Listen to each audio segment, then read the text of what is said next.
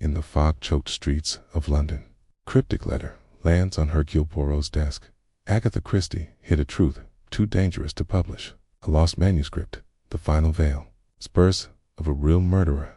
1947 theater stabbing cloaked as an accident.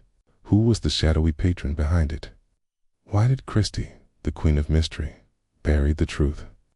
And what secrets does the Order of the Saffron Veil guard with deadly force? As Poirot unravels a conspiracy reaching into London's elite, each clue a blood-stained knife, a coded locket, a silenced witness pulls him closer to danger. Can he expose the truth before the veil tightens around him? Chapter 1.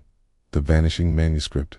The fog hung low over London, curling through the narrow alleys of St. Mary's Lane like a living thing, muffling the clop of horses and the distant hum of early motor cars. Hercule Poirot navigated the cobblestones with his usual precision, his polished shoes striking a steady rhythm against the damp stone. His overcoat, tailored to perfection, repelled the mist, and his mustache, meticulously waxed, quivered slightly as he inhaled the sharp air laced with coal dust and the faint perfume of autumn roses. In his gloved hand, he clutched an envelope marked, save for his name, inked in an elegant, almost frantic hand. The letter inside had arrived at his flat in Whitehaven Mansions that morning, its words burning in his mind. Agatha Christie hid a truth too perilous to reveal. Find her final manuscript, Monsieur Poirot, before it is lost to the shadows. The anonymity of the sender was not what stirred Poirot's curiosity. He had received countless cryptic notes in his career, most leading to trivialities or hoaxes. No, it was the mention of Agatha Christie, the unrivaled architect of mystery, that set his little gray sails alight. Christie's novels were masterpieces of deception, each plot a labyrinth of motives and misdirection. Could she, the weaver of fictional crimes, have concealed a real one? The notion was as audacious as it was irresistible, and Poirot, ever the hunter of truth, could not resist the chase. His destination was the Christie estate, a Georgian manor nestled behind ivy-draped walls on the city's edge, now a literary shrine maintained by a small trust. It housed relics of the authoress's life, manuscripts, letters, and the typewriter that had birthed Poirot himself. As he approached the iron gates, their black filigree half lost in the fog, he felt a prickle of anticipation. The estate was more than a museum, it was a vault of secrets, and somewhere within its walls, he suspected, lay the key to a mystery Christie had chosen to bury. The gates groaned as he pushed them open, revealing a gravel path flanked by rose bushes, their blooms heavy with dew. At the manor's entrance stood a woman, her silhouette sharp against the warm glow spilling from the doorway. Miss Evelyn Gray, the curator, was a figure of austere elegance. Her gray hair swept into a tight bun, her tweed suit as crisp as the morning air. Her eyes, sharp and unyielding, assessed Poirot with the wariness of a hawk. "Monsieur Poirot," she said, her voice measured but edged with caution, "your visit is an unexpected honor. Your telegram mentioned a literary inquiry, but I confess it was rather ambiguous." Poirot offered a small bow, his smile disarming. "Mademoiselle Gray, the honor is mine. I am, as you know, a devotee of Madame Christie's work. Her genius for unraveling the human psyche est magnifique. I come in search of something rare, perhaps overlooked, unpublished manuscript hidden within these walls." Gray's expression flickered, a shadow of unease passing over her face, like a cloud across the moon. "I'm afraid you've been misinformed," she replied, her tone clipped. "Every work of Agatha's is catalogued, published, or preserved. There are no lost manuscripts here." Poirot's eyes, bright and unyielding, held hers. "Perhaps," he said softly, "but the little gray cells, they are not so easily convinced. Might I see the library?" brief tour to satisfy my curiosity. Her hesitation was brief, but telling, a tightening of her lips betraying her reluctance. "Very well," she said at last. "Follow me."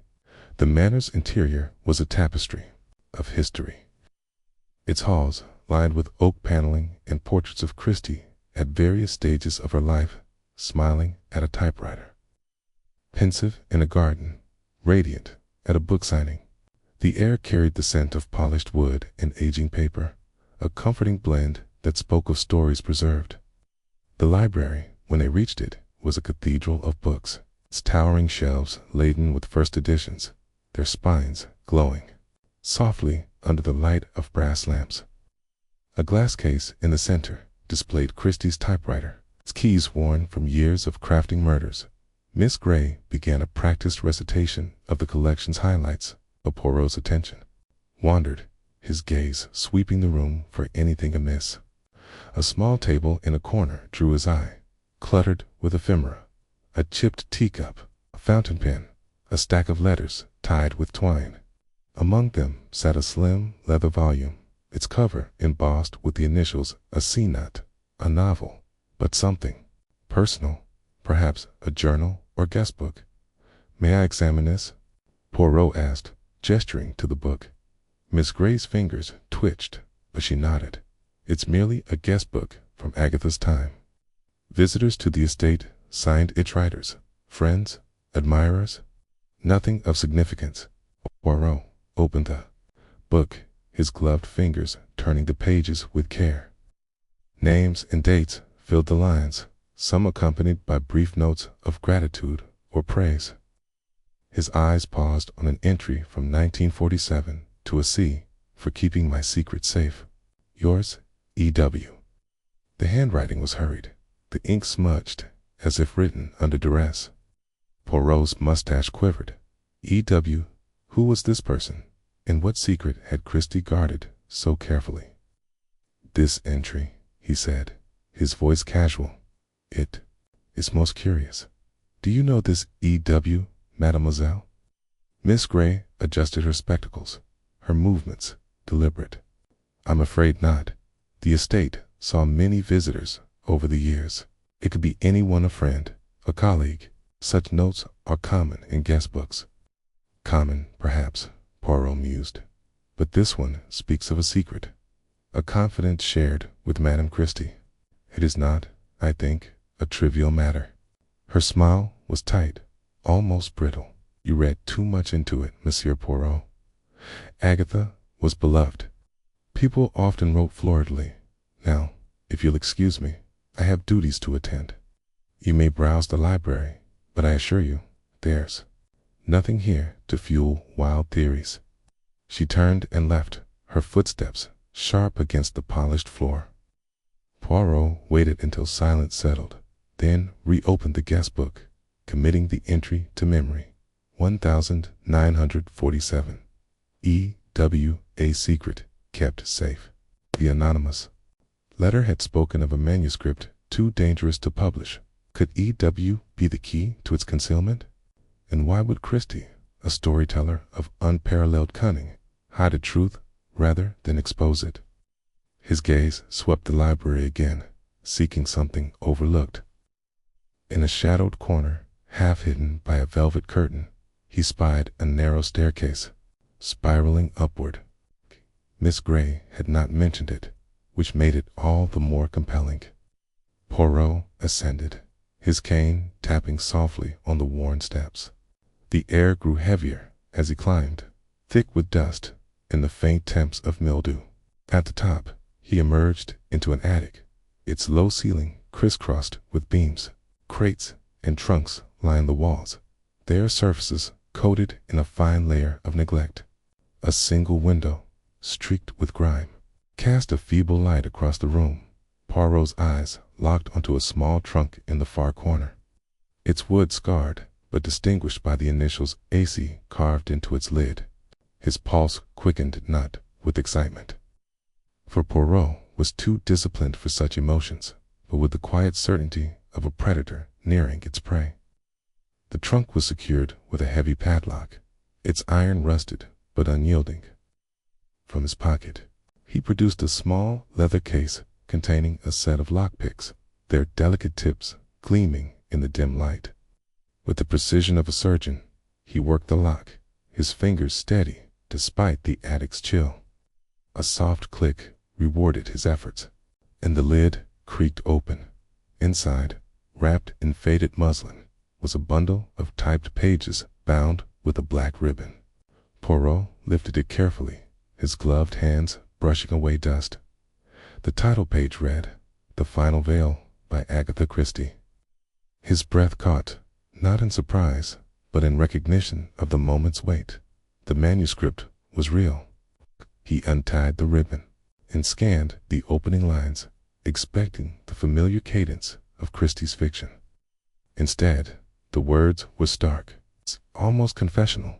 In the winter of 1947, I saw what should not be seen and wrote what must not be read. This is no story, but a truth I dare not speak plainly. Poirot's mind raced. The manuscript described a murder in a London theater, where a young actress, Eliza Warrington, née W. He realized with a jolt witnessed a death disguised as an accident. The victim was a man of influence, and the killer, according to the text, was protected by a web of power and secrecy. Christie's prose was laced with metaphor, but to Poirot's trained eye, the details were too precise, too anchored in reality. Names, dates, and places wove a tapestry that felt less like fiction and more like a coded expose. He turned the pages, his eyes catching a passage. The knife, a propping name only, carried the stain of truth. The society that silenced her will silence others unless the veil is lifted. A secret society, a real murder. Poirot's little gray cells hummed with possibilities. Christie was renowned for her research, her ability to ground fiction in the minutiae of life. Had she stumbled upon a crime so explosive she could only preserve it in this hidden manuscript? The attic's silence was shattered by a faint creak from the staircase. Poirot slipped the manuscript into his coat, relocked the trunk, and descended. Swiftly, his cane silent now. The library was empty, but the air felt charged, as if the walls themselves were watching. He returned to the table, spreading the manuscript before him to examine it further. The story unfolded in a theater called the Lyceum Star, where Eliza Warrington, a rising actress, is all men identified only as the patron stabbed during a performance. The death was ruled an accident, a prop knife blamed, but Eliza's account, as written by Christie, suggested otherwise. Poirot paused, his fingers tracing the words. The Lyceum Star was real, a theater still standing in London's West End. He knew it well, having attended performances there in his youth. The manuscript's details, the layout of the stage, the timing of the curtains were too accurate to be mere invention. In the mention of a society guarding the truth hinted at a conspiracy reaching beyond the theater's walls. A shadow fell across the table. Miss Grey stood in the doorway, her face drained of color. "Monsieur Poirot," she said, her voice trembling, "that area is restricted. What have you found?" He held up the manuscript, watching her closely. Her eyes widened, and for a moment he thought she might faint. "This, mademoiselle, is the final veil, a most extraordinary find. Tell me, why was it hidden away in an attic, locked from prying eyes?" She clutched the doorframe, her composure unraveling. "It's a draft. Agatha never meant for it to be seen.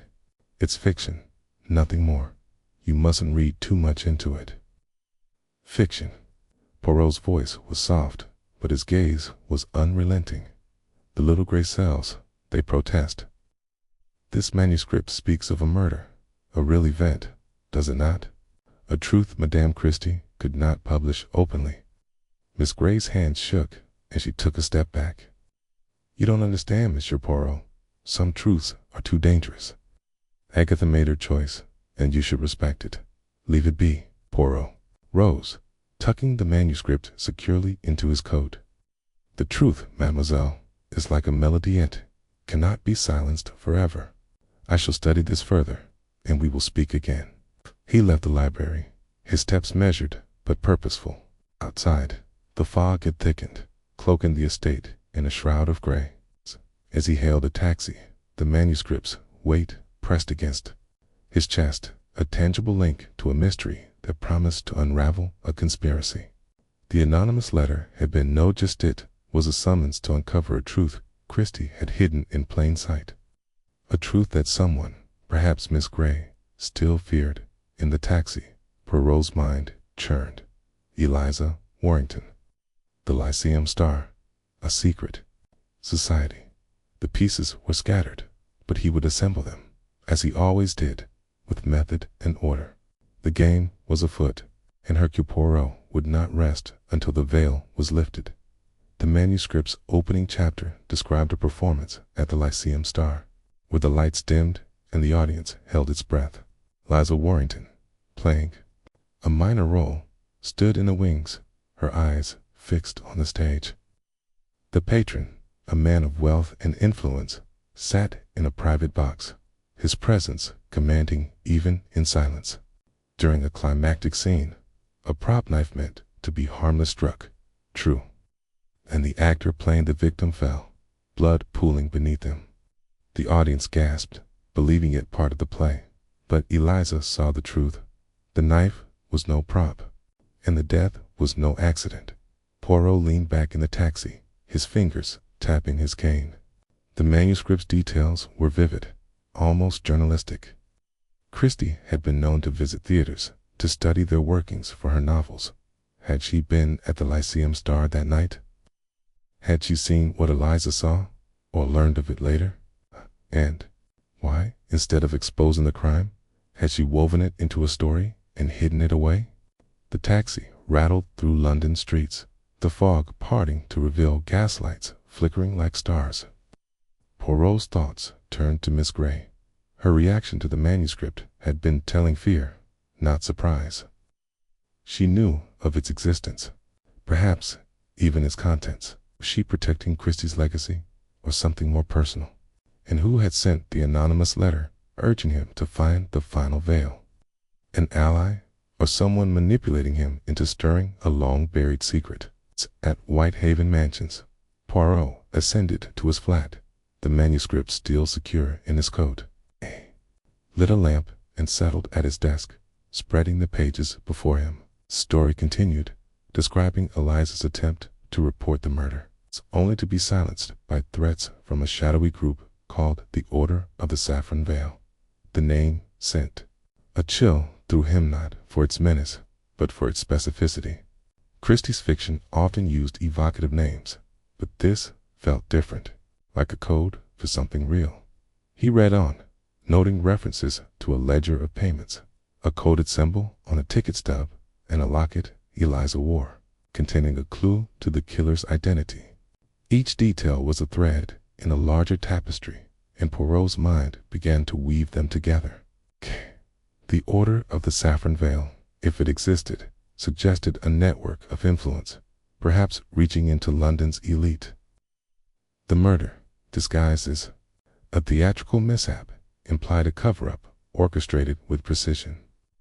And Christie's role witness, confidant, all reluctant conspirator, maintained the heart of the puzzle. A knock at the door startled him. His valet, George, entered, bearing a tray of tea. "A late night, sir?" he asked, his tone neutral, but his eyes curious.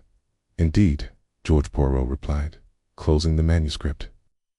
"The mind, it does not rest when a mystery calls. Tell me, have you heard of the Lyceum Star?" George nodded. "Fine theater, sir, though past its prime. They say it was quite the place in the 40s. Rumors of scandals, 2 actors disappearing, accidents swept under the rug." Poirot's eyes gleamed. "Most interesting. And this Order of the Saffron Veiled, such a name mean anything to you?" George frowned, shaking his head. "Can't say it does, sir. Sounds like something from one of Mrs. Christie's novels." "Perhaps," Poirot said, his voice low. Or perhaps it is more real than we know. As George left, Poirot returned to the manuscript, his resolve hardening.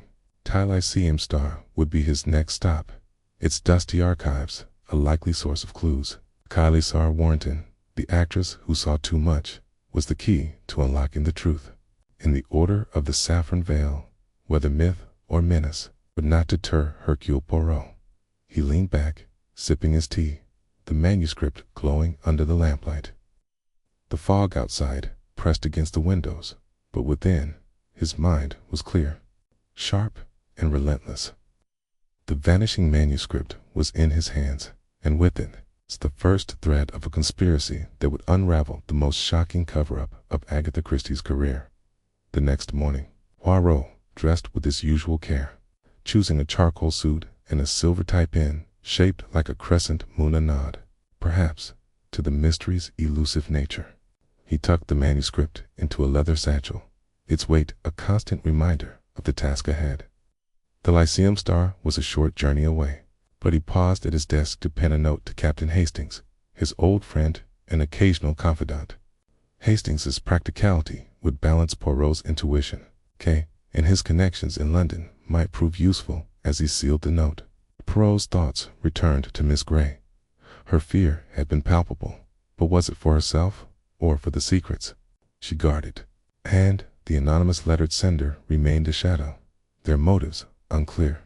Was it Eliza Warrington's descendant seeking justice, a member of the Order, testing Poirot's resolve? Or someone closer, perhaps within the Christie estate itself? He stepped into the street, the fog thinner now, revealing the city's pulse vendors, calling trams rattling, the scent of fresh bread mingling with exhaust. The Lyceum Star awaited, its faded marquee, a relic of a bygone era.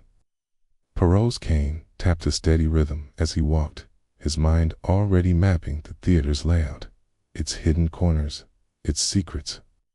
The manuscript had opened a door, and he would step through, no matter what shadows lay beyond. Chapter 2. Whispers of a crime. The morning air in London carried a damp chill, the kind that clung to the skin and seeped into the bones. Hercule Poirot adjusted his scarf, his gloved fingers brushing against the crisp edges of the final veil, now safely tucked inside his leather satchel. The manuscript's weight felt heavier than its pages, as though the secrets it held pressed against his conscience. The cryptic note in the guest book, E.W. 1947. The truth lies beneath the stage, had ignited a spark in Poirot's meticulous mind. He would not rest until he unraveled its meaning. His destination was the Apollo Theatre, a grand relic of London's West End, its facade, a faded tapestry of Victorian opulence. The theatre stood on Shaftesbury Avenue, its marquee dim, the posters peeling like old skin. Poirot's polished shoes clicked against the cobblestones as he approached, his sharp eyes scanning the street. A flower girl huddled under an awning, her basket of wilting roses ignored by passers-by. A newsboy shouted headlines about a dock workers' strike, his voice swallowed by the city's hum. Poirot noted it all, his mind a camera capturing every detail for later scrutiny. Inside, the theater smelled of dust and faded velvet. The lobby was silent, its chandelier unlit, casting jagged shadows across the marble floor. Poirot's cane tapped rhythmically as he made his way to the box office, where a clerk, a young man with ink-stained fingers and a nervous twitch, glanced up from a ledger. "Bonjour, Monsieur Poirot," said, his voice smooth as polished oak. "I am Hercule Poirot, and I seek access to the archives of this fine establishment. I am investigating a matter of historical interest concerning a performance in 1947. The clerk's eyes darted to the side, as if expecting someone to emerge from the shadows. "Archives? Ain't much down there, but old programs and moth-beaten costumes. What's this about?" Poirot smiled, his mustache twitching. "A small matter of curiosity, nothing more. Perhaps you could direct me to someone with knowledge of the theater's past." The clerk hesitated, then scribbled a note and slid it across the counter. Mr. Finch might help. He's retired, but he was a stagehand here for decades. Lives in Stepney, near the old docks. Don't expect him to be chatty, though.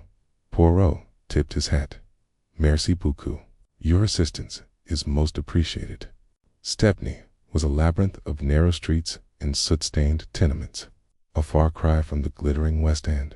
Poirot's taxi rattled to a stop outside a crumbling terrace house, its windows boarded up, save for one where a faint light flickered.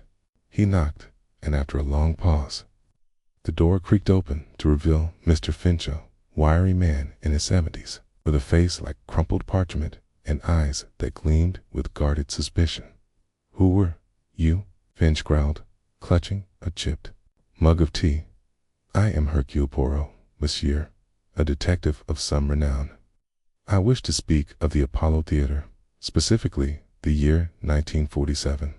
I believe you were employed there. Finch's grip tightened on the mug. That's a long time ago.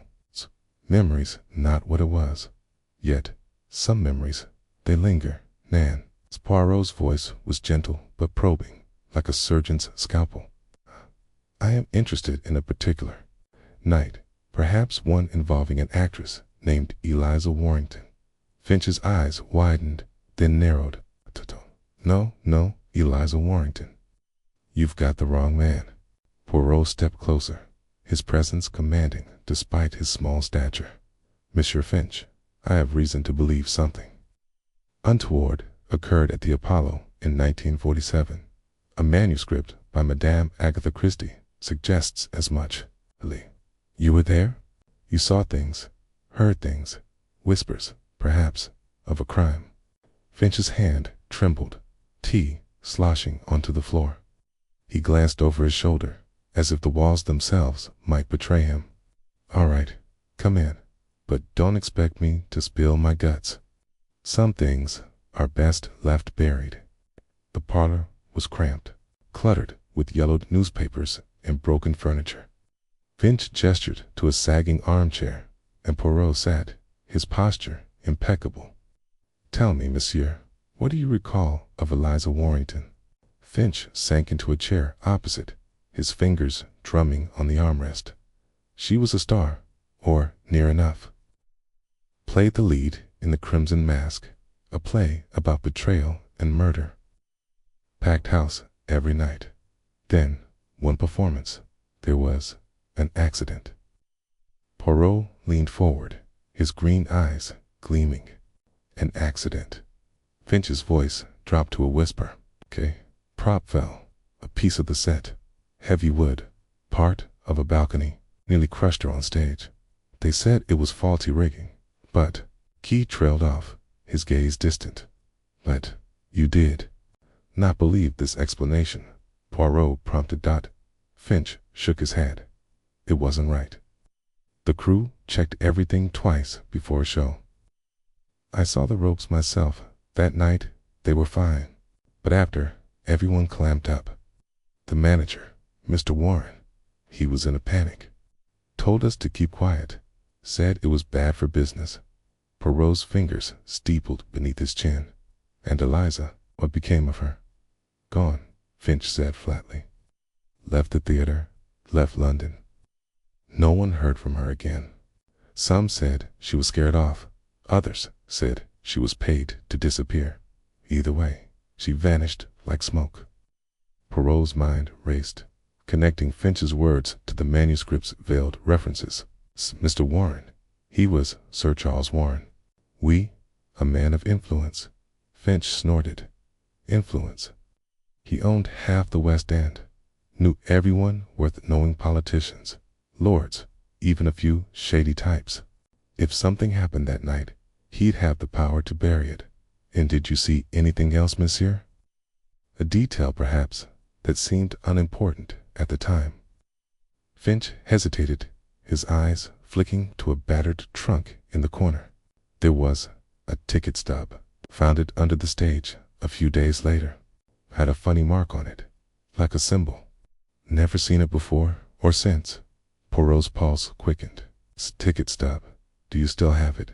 Finch shuffled to the trunk, muttering under his breath. He rummaged through a pile of papers. Playbills, receipts, a faded photograph of a young woman in a sequined gown. Finally, he produced a crumpled ticket stub. Its edges frayed. Poirot took it, his gloved fingers tracing a faint symbol etched in black ink. A circle bisected by a curved line, like a snake swallowing its own tail. "Mercy, Monsieur Finch," Poirot said, slipping the stub into his satchel. "You have been most helpful." Finch's voice was gruff. "Don't know why I kept it. It just felt wrong to throw it away. But you watch yourself, detective. Digging up the past like this, you're stirring a hornet's nest." Poirot tipped his hat and stepped back into the gray drizzle of Stepney. Ticket stub burned in his mind, its symbol, a puzzle piece that refused to fit. He needed more and more evidence, more connections. The Apollo Theater held secrets, and he would return to pry them loose. Back at the Apollo, the evening performance of a modern revue was in full swing, the muffled sound of jazz drifting through the walls. Poirot slipped past the ushers, his forged pass from a contact at Scotland Yard granting him access to the archives in the theater's basement. The stairwell was narrow, lit by a single flickering bulb. Dust motes danced in the air, and the scent of mildew grew stronger with each step. The archive room was a chaos of cardboard boxes and sagging shelves, each stuffed with programs, scripts, and costume sketches. Poirot's methodical nature thrived in such disorder. He began with the programs from 1947, his fingers flipping through brittle pages until he found one for the Crimson Mask. The cover featured a stylized mask dripping with red paint, and inside, Eliza Warrington's name was listed as the lead, her photograph radiant with youth and ambition. He scanned the cast list: minor actors, a director long dead, and Sir Charles Warren as producer. A handwritten note in the margin caught his eye: "E.W. to meet C.W. after curtain." Poirot's lips pursed. A meeting between Eliza and Charles Warren on the night of the so-called accident. It was no coincidence. As he reached for another box, a creak echoed from the stairwell. Poirot froze, his hand hovering over the satchel. The creak came again, deliberate, like a foot testing a step. Hay slipped behind a shelf, his small frame blending into the shadows. A figure descended, a man, tall and wiry, his face obscured by a cap pulled low. The man moved with purpose, rifling through the same box Poirot had just searched. Poirot's mind calculated. An employee, a thief, or someone sent to ensure the past stayed buried. He stepped forward, his cane tapping the floor. "Bonsoir, monsieur. You seem most interested in the history of this theater." The man spun, his hand darting to his pocket. Poirot raised a placating hand. "I am Hercule Poirot, a detective. And you are?" "Tom," the man muttered, his voice rough. "Caretaker, just checking for rats." Poirot's smile was thin. "Rats, monsieur, in the archives. A curious place for such creatures. Perhaps you seek something else." Tom's eyes narrowed, but before he could respond, metallic clatter rang out, a key falling from his pocket to the stone floor. Poirot's gaze locked onto it, a small brass key engraved with a crest. The same symbol as the ticket stub. Tom lunged for the key, but Poirot was faster, his cane hooking it out of reach. "Most interesting, this key," Poirot said, his tone light but his eyes sharp. "It bears a mark I have seen before." "Care to explain?" Tom bolted, shoving past Poirot and sprinting up the stairs. Poirot did not pursue. The key was evidence enough. Examined it under the dim light, noting the crest's intricate design, a lion entwined with a serpent. It was no theatrical prop. This was the emblem of a family, or perhaps an organization's secret society, as the ticket stub suggested.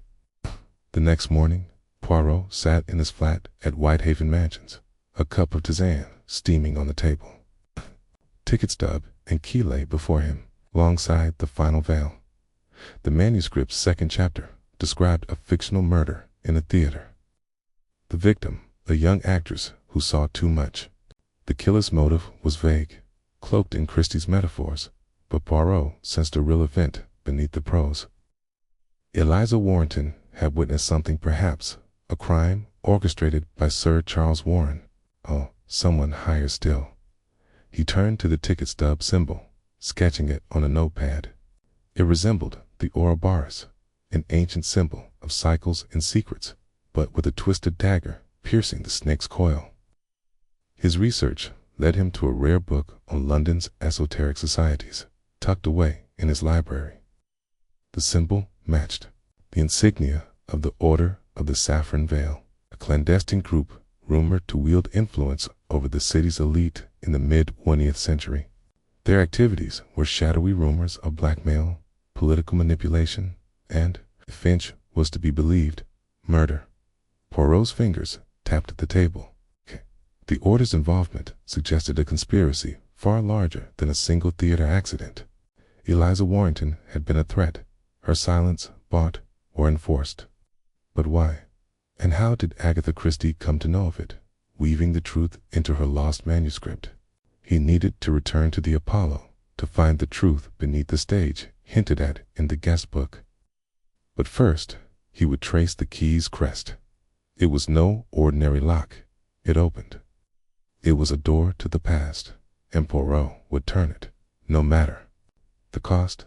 The theater was quiet in the afternoon, its stage dark, the auditorium empty. Poirot slipped in through a side door, his forged pass again proving useful. The stage was a cavern of shadows, the heavy curtains swaying slightly in the draft. He descended a spiral staircase to the understage, where trapdoors and pulleys controlled the theater's illusions. The air was thick with the scent of oil and sawdust, and the faint hum of the city above felt distant, as if he'd stepped into another world. His flashlights swept across the cluttered space crates of props, coiled ropes, a broken chandelier. Then, in the corner, he saw it, a trapdoor, its edges sealed with years of grime. Its key from Tom's pocket fit perfectly, the lock clicking open with a satisfying thud. Poirot lifted the trapdoor, revealing a narrow passage leading to a sealed room. Inside, the air was stale, the walls lined with shelves of forgotten props, masks, swords, a velvet cloak. But one item stood out: a dagger, its blade stained with a dark, rust-like substance. Poirot's heart quickened. He wrapped it in a handkerchief and tucked it into his satchel. A prop or evidence of a crime. As he turned to leave, a shadow moved in the passage. Instinctively, Poirot doused his flashlight and pressed against the wall. Footsteps approached, slow, deliberate. A voice, low and menacing, echoed through the room. "You're meddling in things you don't understand, little man." Poirot's grip tightened on his cane. "And you, monsieur, are hiding truths that do not belong to you." Hercule Poirot does not meddle, he uncovers. The figure retreated, footsteps fading into the darkness. Poirot exhaled, his mind racing. The dagger, the key, the symbol all pointed to a crime buried beneath the Apollo stage. He would send the dagger for analysis, but he already suspected the truth. The blood was real, and the murder was no fiction at a discreet laboratory in Bloomsbury. Poirot handed the dagger to Dr. Helen Marsh, a forensic chemist he trusted implicitly. Her sharp eyes studied the blade under a magnifying glass. "This isn't theatrical paint," she said after an hour's analysis. "It's human blood, type O, likely decades old. I'll need more time for a full report, but this wasn't a prop." Poirot nodded, his suspicions confirmed. "Merci, Dr. Marsh. Your discretion is, as always, appreciated." Back at his flat, he examined the key again.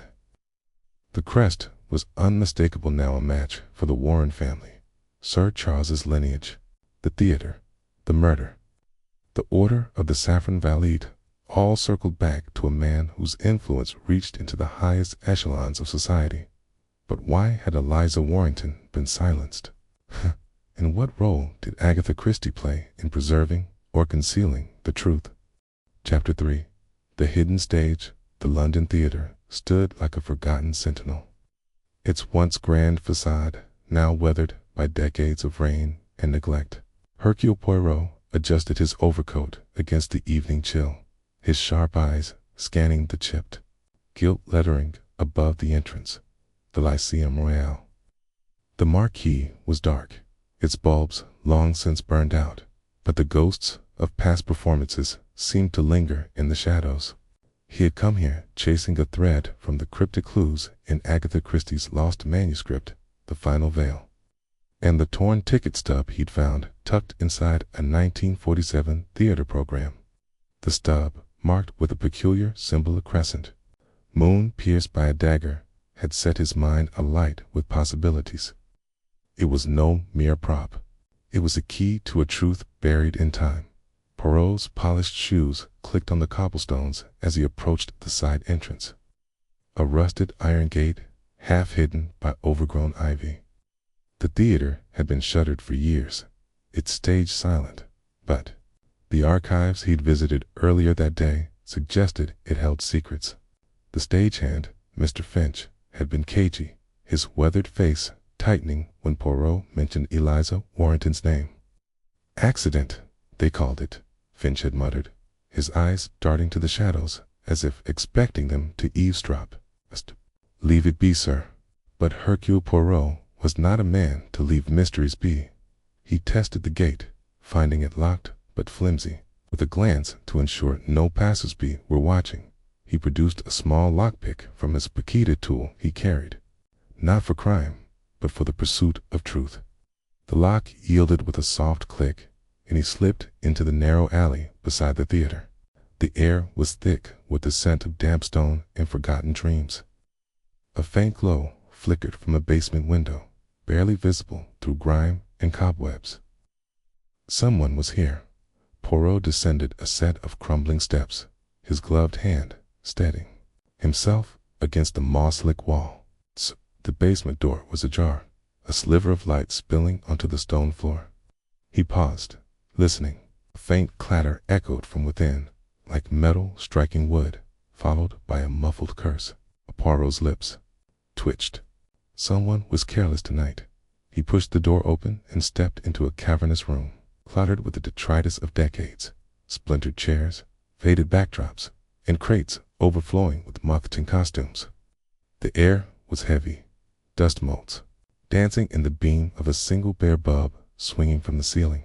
At the far end of the room, a young man rummaged through a pile of props, his back to Poirot. His movements were frantic, his coat patched and ill-fitting, his dark hair falling into his eyes as he tossed aside a wooden sword and a tarnished candelabra. "Monsieur?" Poirot called softly, his voice cutting through the silence like a blade. The man spun around, nearly dropping the tin box he clutched. He was no older than 30, with sharp cheekbones and eyes wide with panic. Who, you?" he stammered, backing toward a shadowed corner.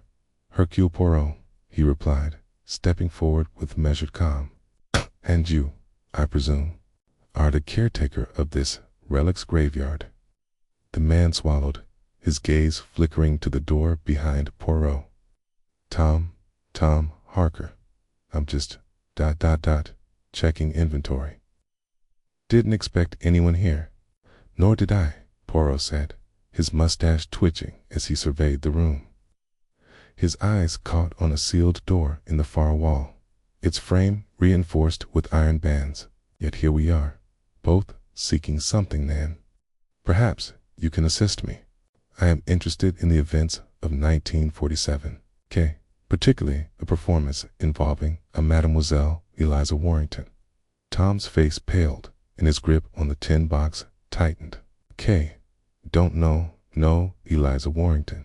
You've got the wrong place, Poirot." tilted his head, his green eyes glinting.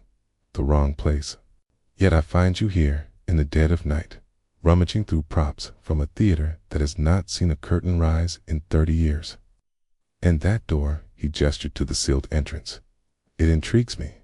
What lies beyond it, Monsieur Harker? Tom's jaw worked silently, his eyes darting to the door as if it might spring open. Nothing. Just storage. Old junk. You shouldn't be here. Nor, perhaps, should you? Poirot countered, stepping closer. Ha!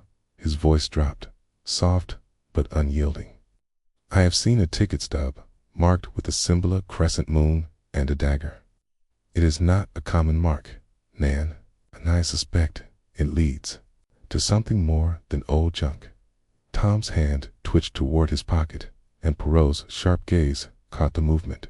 Before Tom could act, Poirot's cane flicked out, tapping the floor with a sharp crack. Do not make this difficult, monsieur. I am a man of reason, but I am also persistent. Tell me what you know, or I shall be forced to involve the authorities. Tom froze, his breath hitching. For a moment, silence hung heavy, broken only by the distant drip of water somewhere in the basement. Then, with a clatter, a key slipped from Tom's pocket, landing on the stone floor. It was small, brass, and engraved with a crest of lion. Rampant, clutching a rose. Poirot's eyes narrowed. He recognized that crest. It belonged to a family of considerable influence, one whose name had surfaced in his inquiries about 1947. Tom lunged for the key, but Poirot was faster, scooping it up with the tip of his cane. Mon Dieu, such clumsiness, he murmured, examining the key. This is no caretaker's tool. To whom does this belong, Monsieur Harker? I don't know, Tom snapped, his voice cracking. Found it here. That's all. I just clean up, fix things. God don't know about no murders or symbols or murders. Poirot's voice was silk over steel. I did not mention a murder, monsieur. Tom's mouth opened, then closed, his face a mask of dread. Before Poirot could press further, Tom bolted, shoving past a crate and disappearing into the shadows. Poirot did not pursue. He was not a man for chases through dark alleys. Instead, he pocketed the key and turned his attention to the sealed door. Tom's flight only confirmed what Poirot suspected. The truth lay behind that iron barrier. The door was formidable, its lock heavy and unyielding. The key from Tom's pocket did not fit, but Poirot was undeterred. He examined the hinges, noting their rust and the faint scratches around the lock, suggesting recent use. Someone had been here, and not for inventory. He scanned the room, his mind cataloging every detail of the scattered props. The dust disturbed in patterns that suggested hurried footsteps. In a faint glint beneath a pile of velvet curtains. Kneeling, Poirot brushed aside the fabric, revealing a knife. Its blade was tarnished, but the handle was ornate, carved with the same crescent-tan dagger symbol from the ticket stub. He lifted it carefully, his gloved fingers tracing the edge. It was no prop. The weight was wrong, the balance too precise. A faint stain marred the blade, dark and uneven. Blood. Poirot's pulse quickened, though his expression remained impassive. He wrapped the knife in his handkerchief and slipped it into his coat. This was evidence, and he would have it tested. The sealed door beckoned, but without the proper key, it would not yield tonight. Poirot's gaze swept the room once more, landing on the tin box Tom had been clutching. It lay abandoned, near a crate, its lid ajar.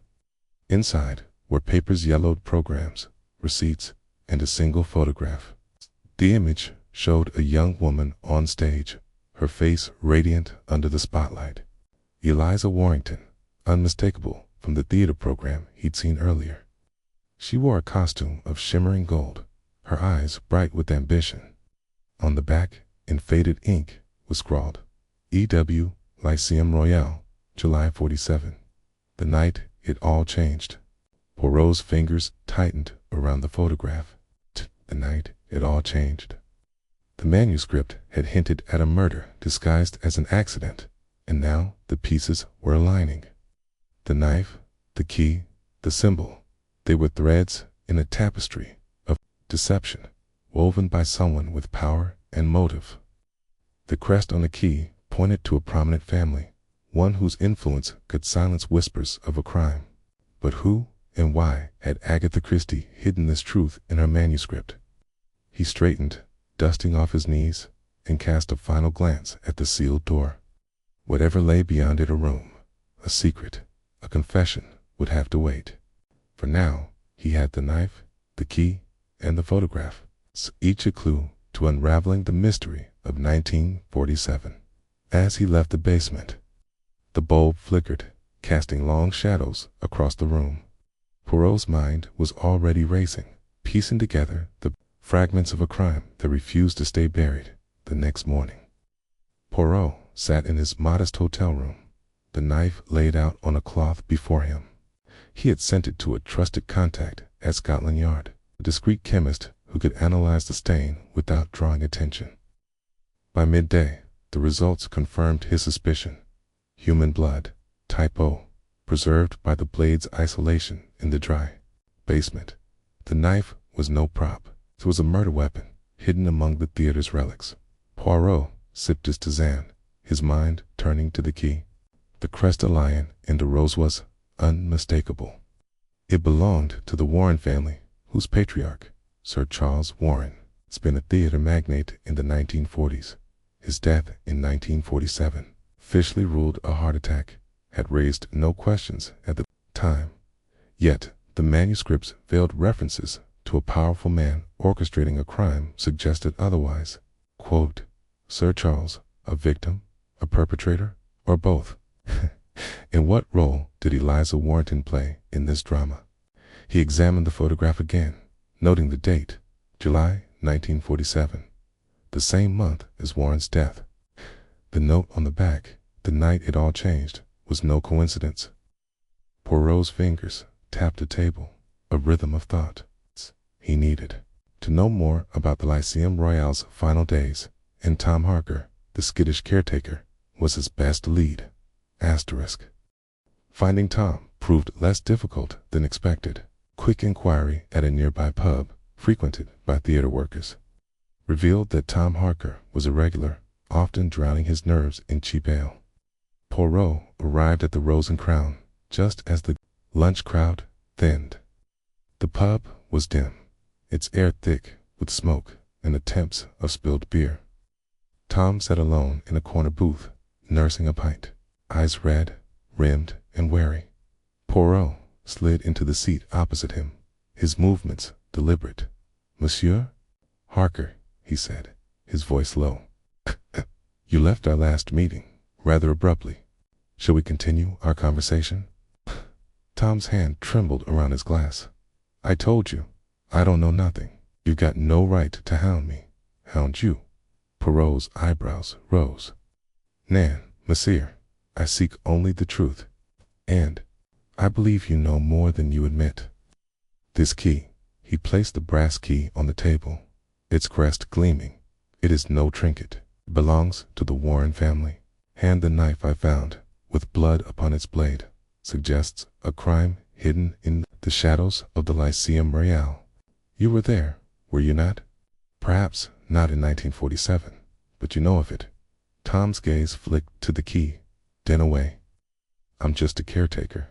I clean, I fix, I don't poke into things that don't concern me.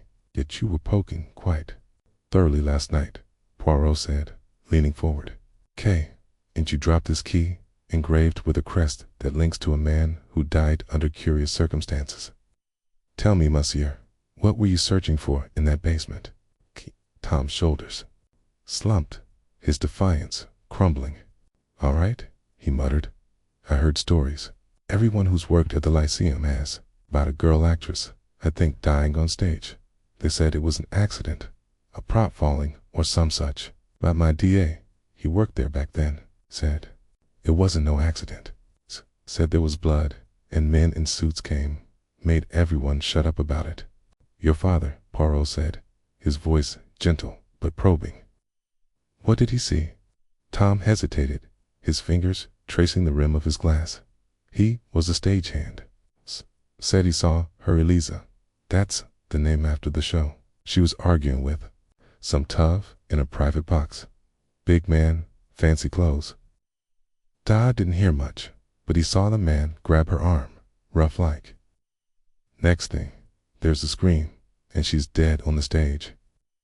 They said a rope snapped, dropped a sandbag on her. But D.A. swore he saw someone up in the rigging, moving fast. Poirot's eyes gleamed. And this man, this tough, did your father know his name? Tom shook his head. Didn't need to. Everyone knew Sir Charles Warren owned half the theaters in London. Da said he was mixed up in something dark meetings in back rooms, strange symbols on papers. After that night, Da got a fat envelope to keep quiet. Most of the crew did. Poirot leaned back, his mind assembling the pieces. Sir Charles Warren, a man of wealth and influence, linked to a secret society by the crescent-tan dagger symbol. Eliza Warrington, a young actress, dead under suspicious circumstances.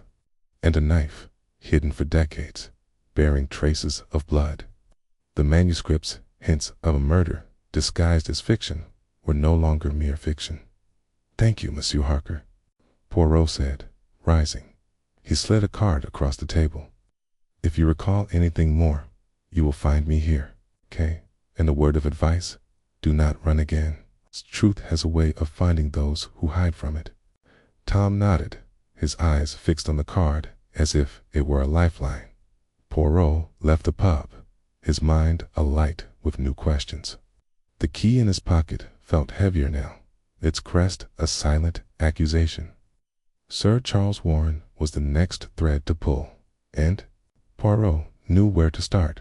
The Warren estate, where the widow, Lady Margaret, still resided. If anyone knew the truth behind that night in 1947, it would be her.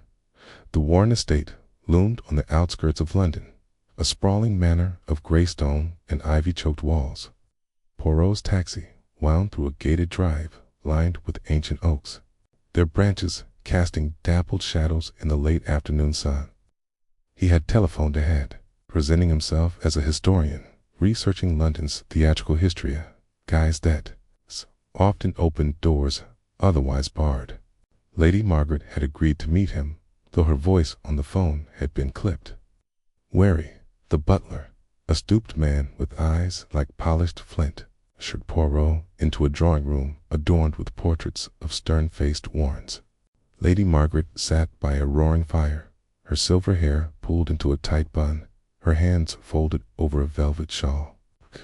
She was in her late 70s, but her posture was regal, her gaze sharp enough to cut glass. Monsieur Poirot, she said, her voice cool. I understand you wish to discuss my late husband's theaters. I'm afraid I have little to contribute. Charles handled the business. I was merely his wife. Poirot bowed, his smile disarming. Madame, your modesty does you credit, but I suspect you know more than you claim. I am particularly interested in the Lyceum Royale and a young actress, Eliza Warrington, who performed there in 1947. Lady Margaret's fingers tightened. On her shawl, a flicker of unease crossing her face. Eliza Warrington. The name is vaguely familiar. A tragedy, I believe. Accident, on stage. An accident, Poirot repeated, his tone neutral. So it was said. Yet I have found evidence: a knife, a key, a symbol that suggests otherwise. And your husband, Sir Charles, was a central figure in the theater at the time. Tia, ever speak of that night? Her eyes narrowed, but she maintained her composure. Charles was a busy man. He dealt with countless performers, countless shows. I don't recall him mentioning this, Liza. Poirot's gaze drifted to a portrait above the fireplace. Sir Charles, broad-shouldered and imposing, his hand resting on a cane engraved with a familiar crest. A fine likeness, Poirot said, In this crested lion, and the rosette matches a key I found in the Lyceum's basement. A curious coincidence, Nan. Lady Margaret's lips thinned.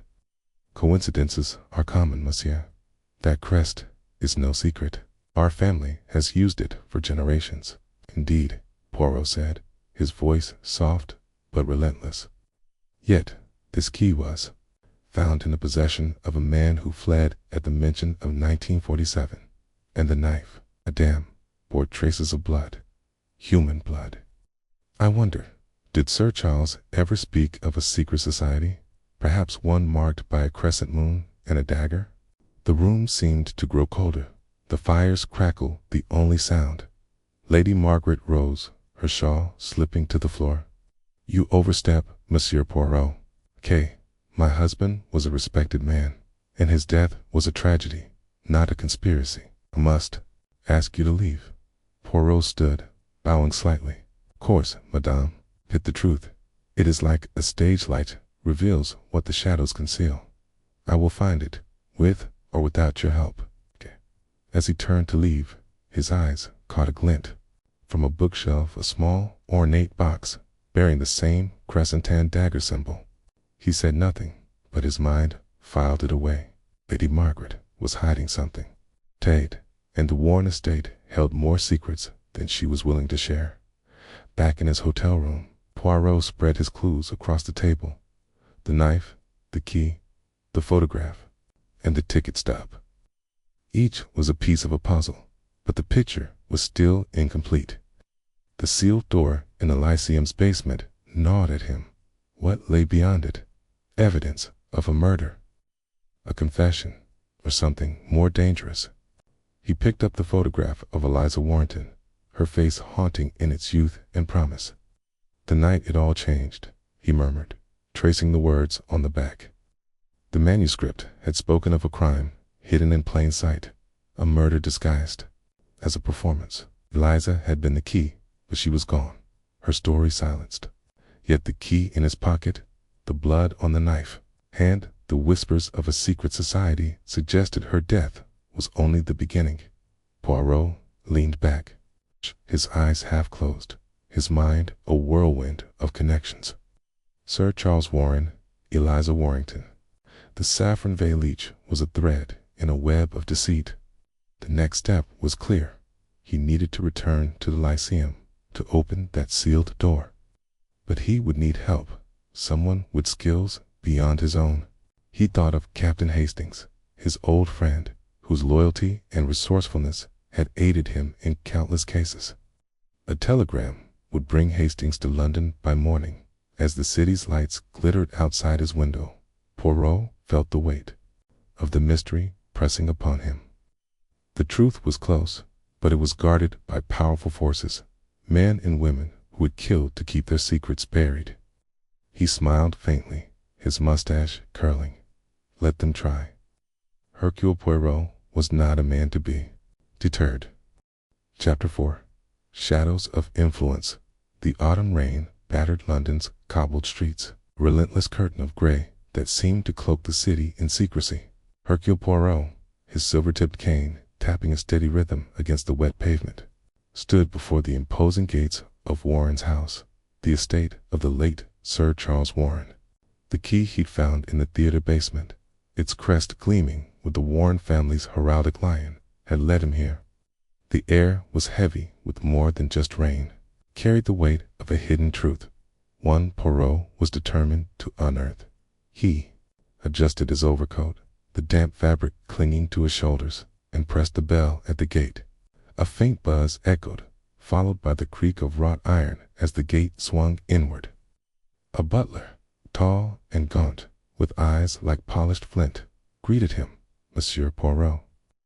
Lady Margaret is expecting you, he said, his voice as crisp as the starched collar of his uniform. The path to the manor wound through a garden of skeletal roses, their petals long surrendered to the season. Warren House loomed ahead, a Gothic pile of stone and shadow, its windows like unblinking eyes. Poirot's mind churned, piecing together the fragments of the puzzle. The blood-stained knife, the cryptic note in Agatha Christie's hand, in the theatre's sealed room. Sir Charles Warren, a titan of London's theatrical world in 1947, had died under mysterious circumstances. And now the Keys crest tied him to the very stage where Eliza Warrenton's life had unraveled. Inside, a foyer was a cathedral of opulence, marble floors, chandeliers dripping with crystal, and portraits of stern-faced Warrens glaring from the walls.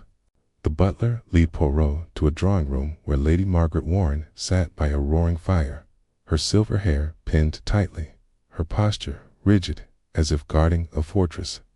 She was in her late 70s, her face a map of fine lines, but her eyes burned with a fierce intelligence. "Monsieur Poirot," she said, rising with a grace that belied her age. "I understand you're here about my late husband. Curious visit, given he's been gone nearly 30 years. Poirot bowed slightly, his mustache twitching as he assessed her. "Madame, it is not my habit to disturb the past without cause. I am investigating a matter tied to the Lyceum Theatre, 1947, a matter, perhaps, of great consequence." Her lips tightened, but she gestured to a velvet-upholstered chair. "Sit. Tea. Non. Merci. My purpose is not refreshment, but clarity." He settled into the chair, his small frame dwarfed by its grandeur. "I have reason to believe Sir Charles was connected to an incident at the Lyceum, a death, perhaps, disguised as an accident. The name Eliza Warrenton, does it stir a memory?" Lady Margaret's hand, reaching for a porcelain teacup, froze mid-air. The firelight caught the tremor in her fingers before she clasped them in her lap. "Eliza Warrenton," she said, her voice measured, "was an actress. Talented, if I recall. But I fail to see why you bring her up now." Poirot's eyes gleamed. "Madame, the little gray cells, they do not rest. They have uncovered a trailer knife, a key, a manuscript by Madame Christie herself. All point to a night in 1947 when something was hidden. Sir Charles, I believe, played a role in that concealment." The room seemed to contract. The fires crackled the only sound. Lady Margaret's gaze flicked to a portrait above the mantel, a stern man in a tailcoat, his jaw set, his eyes cold. "Sir Charles Warren, no doubt." "My husband was a patron of the arts," she said, her tone clipped. "He supported many theaters, many actors. Something happened at the Lyceum. It was not his doing." "Perhaps," Poirot said, leaning forward, "but the key I hold, graved with your family's crest, was found in a place of secrets. And a letter, penned by Agatha Christie, urged silence about that night." "You knew Madame Christie, did you not?" Lady Margaret's composure faltered, a crack in her polished facade. "Agatha was a friend," she admitted, her voice softening. "We corresponded often.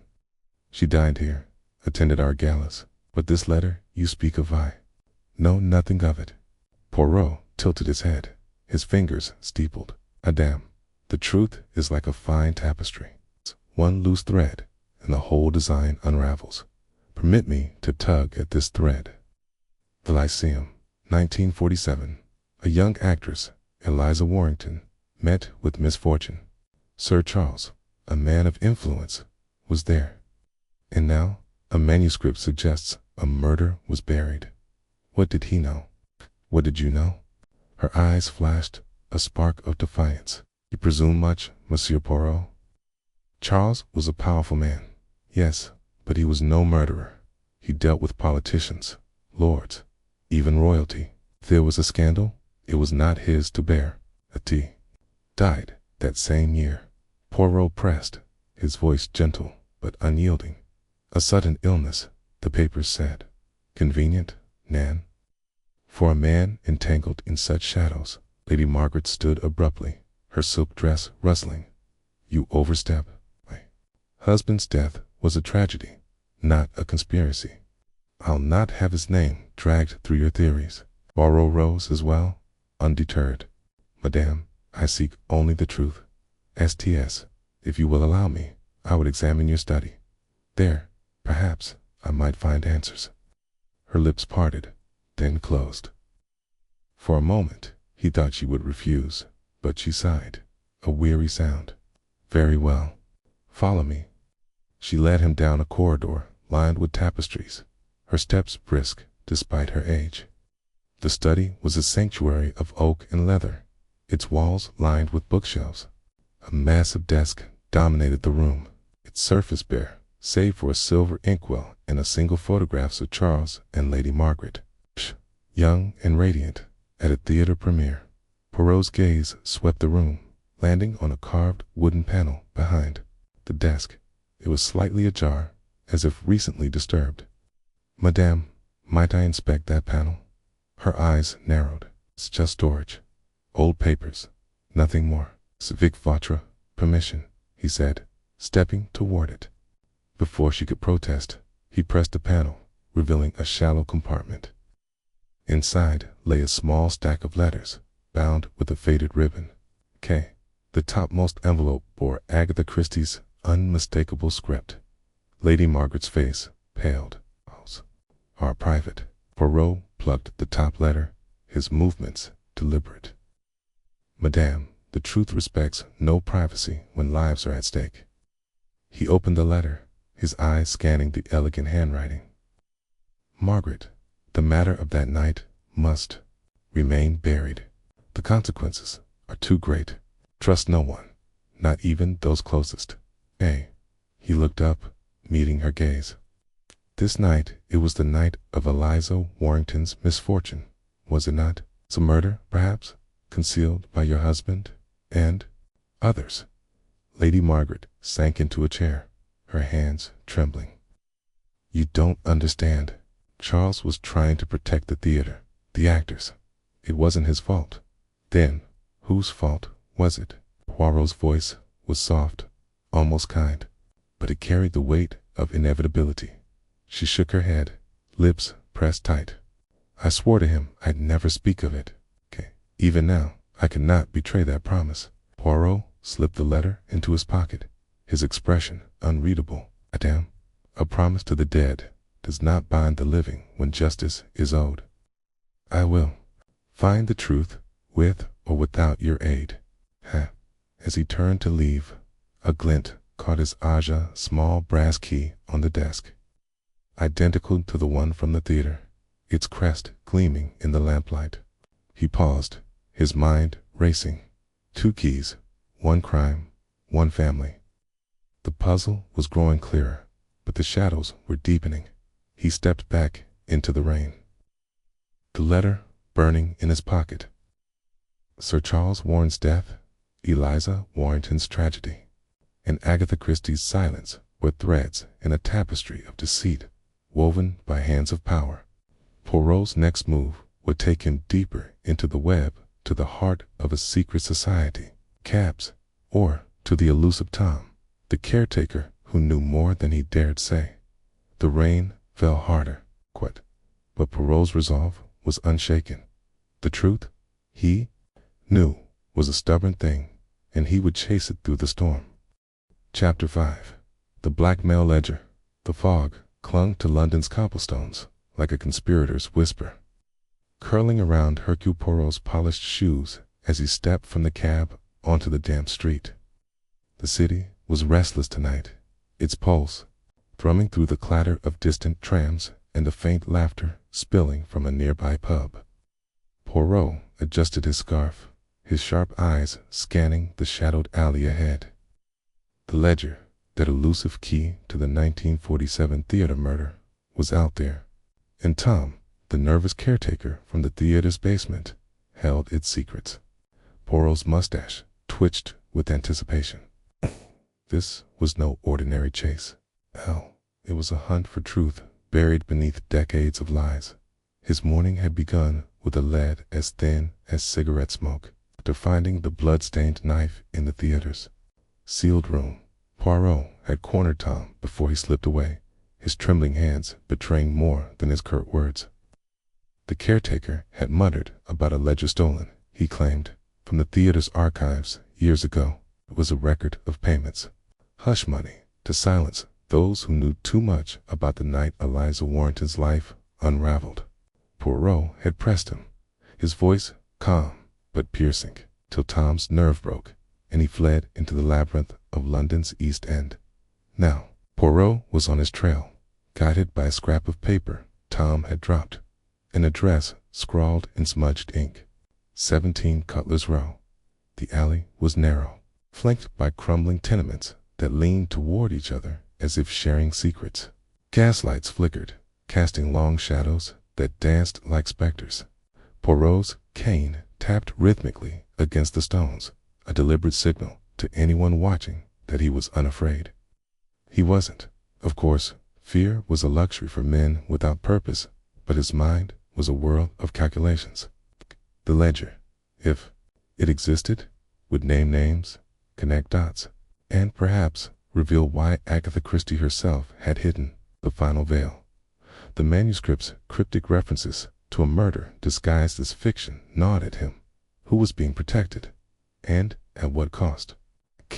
The end of Cutler's Row. Number 17, Lunde, the dilapidated boarding house with a sagging roof and windows boarded like closed eyes. Poirot knocked, the sound echoing in the stillness. A woman answered, her face a map of hard years, her apron stained with grease. "What do you want?" she rasped, eyeing his immaculate suit with suspicion. "I seek a man named Tom Poirot," said, his voice smooth as velvet. "Caretaker, perhaps known to you. It is a matter of some urgency." Her eyes narrowed. "Ain't no Tom here. You got the wrong place." Poirot tilted his head, his gaze locking onto hers.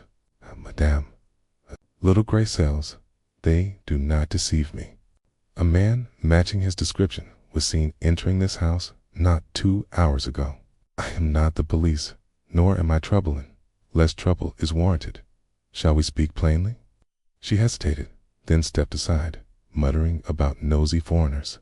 The interior smelled of damp wood and boiled cabbage.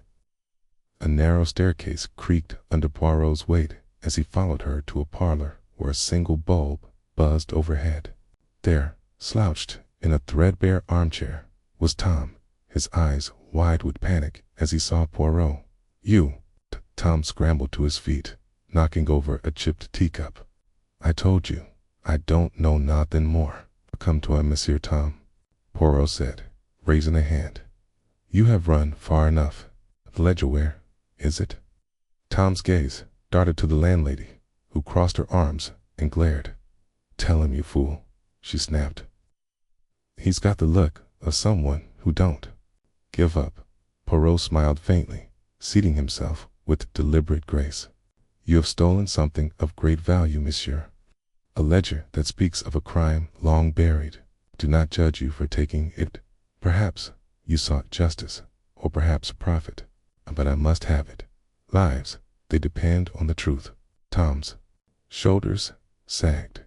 He ran a hand through his thinning hair, his voice dropping to a whisper. "I didn't mean no harm. Found it in the theater's old office, tucked in a false drawer. Thought it might be worth something. But when I saw what was in it, names, dates, money, paid to keep mouths shut, I got scared. The powerful folk. Damn, what's in that book?" "And yet you kept it," Poirot said, leaning forward. "Why?" Tom swallowed. "Thought I could sell it back to him. Make a bit, you know. But they sent someone after me, rough type. Said he'd cut me if I didn't hand it over." Poirot's eyes gleamed. "And where's this ledger now?" Tom hesitated, then pointed to a loose floorboard near the fireplace. "It's under there, but you take it. You're marked. They'll come for you too." The landlady snorted. "Let him have it, Tom. You ain't got the spine for this game." Poirot knelt, prying up the floorboard with his cane. Beneath it, wrapped in oilcloth, was a slim, leather-bound book, its edges frayed but intact. He unwrapped it carefully, flipping through pages filled with neat columns, dates, initials, sums of money, and cryptic notes. One entry caught his eye. E.W., 1947, £500, silence, theater night, Eliza Warrington. The actress whose name haunted every clue. Another entry listed CW, £1,000, discretion assured. Charles Warren, the theater magnate whose death was too convenient. The ledger was a map of blackmail, a record of a conspiracy woven into London's elite. "Who pursued you, Monsieur Tom?" Poirot asked, slipping the ledger into his coat. Tom's voice trembled. "Didn't give a name. Big fella, scar on his cheek. Said he worked for someone high up, someone who don't like loose ends." Poirot nodded, his mind racing. The ledger was a bombshell, but it was incomplete piece of the puzzle, not the whole. He needed to confront Miss Evelyn Gray, the Christie estate's curator, who had dodged his questions about the final veil. She knew more than she let on, and this ledger might loosen her tongue. As Poirot stood, the landlady grabbed his arm. "You watch yourself, mister. Tell 'em what's in that book. They don't play nice. I've seen things back in the day. People disappear when they cross the wrong sort." Poirot patted her hand. "Merci, madame. But Hercule Poirot, he does not disappear so easily." He stepped back into the fog, the ledger a heavy weight against his chest. The city seemed to close in around him, its shadows sharper now. He hailed a cab to Belgravia, where Miss Gray lived in a modest flat above a bookshop. The ride was quiet, but Poirot's thoughts were loud. The ledger's entries suggested a network of silence, payments to bury a murder tied to the saffron veil, a secret society hinted at in the theater's coded symbols. Eliza Warrington had been paid to forget what she saw, but why? And what had Christie known that made her hide the truth in a manuscript? At Miss Gray's flat, Poirot knocked sharply. The door creaked open, revealing the curator's pale face, her eyes red-rimmed as if she hadn't slept. "Monsieur Poirot," she said, her voice tight. "It's late. What do you want?" "The truth, mademoiselle," Poirot said, stepping inside without invitation. The flat was cluttered with books and papers, a shrine to Agatha Christie's legacy. "You have hidden documents, Nan.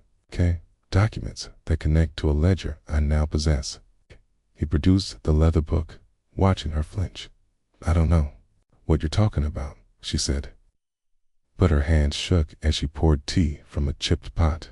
Poirot set the ledger on the table. "This book, it speaks of payments. To Eliza Warrington, to others, to silence a crime in 1947 you knew of. The final veil, yet you denied it. Why protect a secret that costs lives?" Miss Gray's composure cracked. She sank into a chair, her voice barely a whisper. "I was protecting her, Agatha. She trusted me. After she died, I found papers, letters, things she didn't want the world to see. They'd ruin her legacy, drag her name through the mud. What did she know?" Poirot pressed, his voice gentle but unyielding. Miss Gray's eyes darted to the ledger. She was at the theater that night. Not as a guest, but observing. She saw something awful. A man died, not by accident. She wrote the final veil to hide the truth, to protect someone. Coy, but she was scared. Coy told her to keep quiet or her family would suffer. "Who, mademoiselle? Who threatened her?" She shook her head. "I don't know their names, only that they were powerful. Men with money, titles. They owned the theater, the papers, everything. I hid the manuscript to honor her wishes. But I never saw that ledger." Poirot leaned back, his fingers steepled. "And yet you knew enough to fear it." "The ledger. It names Eliza Warrington. She was paid to forget. What else do you hide?" Gray's lips trembled. "There's a box in the estate's vault. Letters, maybe more. I couldn't bring myself to destroy them. But if you take them, they'll know. They always know." Before Poirot could respond, a crash echoed from the street below, bricked through the bookshop's window. Miss Gray gasped, and Poirot moved swiftly to the window, peering into the fog. A figure darted into the alley, too quick to identify. But the message was clear. Someone was watching. "Stay here," Poirot ordered, grabbing his cane. "Lock the door." He descended to the street, his heart steady despite the danger. The alley was empty, but a glint caught his Aja cigarette case, dropped in haste. He picked it up, noting the engraved initials, S.V. Saffron Veil, Psalm 1. Closer to the truth. The case was silver, expensive, not the sort a common thug would carry. Poirot pocketed it, his mind racing. The ledger, Miss Gray's fear, the brick, it all pointed to a conspiracy, still alive, its tendrils reaching into the present. Back in the flat, Miss Gray was pale but resolute. "Take the box," she said, handing him a key. "It's in the estate's vault, under my name. But be careful, Monsieur Poirot. Don't let go easily." Poirot nodded, slipping the key into his pocket. "Mercy, mademoiselle. You have done what is right. Now, it is for Poirot to finish what Agatha began." The night was far from over. Poirot hailed another cab, directing it to the Christie estate. The vault would have answers, but the ledger's final entry burned in his mind. A meeting at the order of the Saffron Veils Private Club, scheduled for tomorrow night. He had less than 24 hours to unravel the next thread. As the cab rattled through London's fog, Poirot opened the ledger again, his eyes scanning the names. E.W.C.W.L. H. Lord Harrow, perhaps. The initials were a cipher, but the sums of money told a story of fear and control. He closed the book, his resolve hardening. The Saffron Veil had silenced too many for too long. Hercule Poirot would not be another victim. The chase had only begun. Chapter 6. The Silent Society. The fog clung to London streets like a conspirator, veiling the city's secrets in a damp, gray shroud. Hercule Poirot adjusted his scarf, his gloved fingers brushing the brim of his hat as he stepped from the cab onto the cobbled pavement of Mayfair. The address, discreetly obtained from the ledger's cryptic entries, led him to a Georgian townhouse, its black door gleaming under a single gaslight. The Order of the Saffron Veil, a name whispered in the margins of the blackmail ledger, held court here, and Poirot intended to infiltrate its ranks. He smoothed his mustache, a ritual to steady his nerves. The ledger had revealed payments to silence witnesses of the 1947 theater murder, with initials E.W. Liza Warrington Mung. But the ledger also hinted at a deeper network, one that protected its own with ruthless efficiency. The Saffron Veil was no mere social club. It was a fortress of influence, and Poirot, armed with little more than his wits and a forged invitation, was about to breach its walls. The invitation secured through a favor from an old contact at Scotland Yard, declared him Professor Henry Dubois, a French historian researching esoteric societies. The alias was a delicate construct, plausible enough to pass scrutiny, but vague enough to deflect probing questions. Poirot's gray eyes scanned the street. No loiterers, no curious eyes. Good. He rapped the brass knocker. The sound, sharp in a quiet night. The door opened to reveal a butler, his face as impassive as marble. "Your invitation, sir." Tay's voice was clipped, his eyes assessing. Poirot presented the card with a flourish. "Professor Henry Dubois, at your service. I am most eager to discuss the historical significance of your esteemed order." The butler examined the invitation, his gaze lingering on the embossed crest of saffron flower entwined with a serpent. He nodded, stepping aside. "This way, Professor." The interior was a study in opulence, polished mahogany paneling, chandeliers, dripping crystal, and a faint scent of incense that curled through the air like a secret. Poirot followed the butler down a corridor lined with portraits, their subjects, eyes seeming to track his every step. The faces were unfamiliar, yet their stern expressions suggested power, lineage, and something darker, complicity. Perhaps He was led to a heavy oak door, beyond which voices murmured in low, guarded tones. The butler pushed it open, revealing a chamber bathed in amber light. A dozen figures sat around a long table, their faces partially obscured by the flicker of candelabras. At the head sat a man with silver hair and piercing blue eyes, his presence commanding despite his age. Lord Hercule Poirot deduced, matching the description from the ledger's margins. Professor Dubois, the butler announced, and all eyes turned to Poirot. He bowed slightly, his demeanor polished yet deferential. Messieurs, Madame, it is an honor to be among such distinguished company. I am a humble scholar, drawn to the rich history of the Order of the Saffron Veil. Lord Hercule's gaze was a blade, sharp and unyielding. Your interest is noted, Professor. Few seek us out. Fewer still are granted audience. Tell us, what brings you here? Poirot seated himself, his movement deliberate. The Saffron Veil is mentioned in obscure texts, a society of influence veiled in mystery. My research concerns such orders, those that shape history from the shadows. I seek only to understand your noble purpose. A woman to Hercule's left, her auburn hair pinned elegantly, leaned forward. Purpose is a grand word, Professor. We are merely a gathering of like-minded individuals, preserving tradition. Poirot smiled, his eyes catching the glint of a saffron-colored pin on her lapel. Tradition is a tapestry woven with many threads, Madame. Some are visible, others less so. A murmur rippled through the room. Not quite approval, not quite suspicion.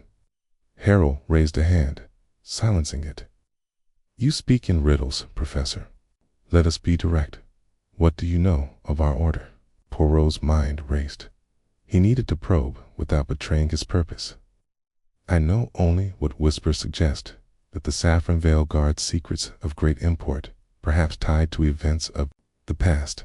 The theater, for instance, such a vibrant stage for history.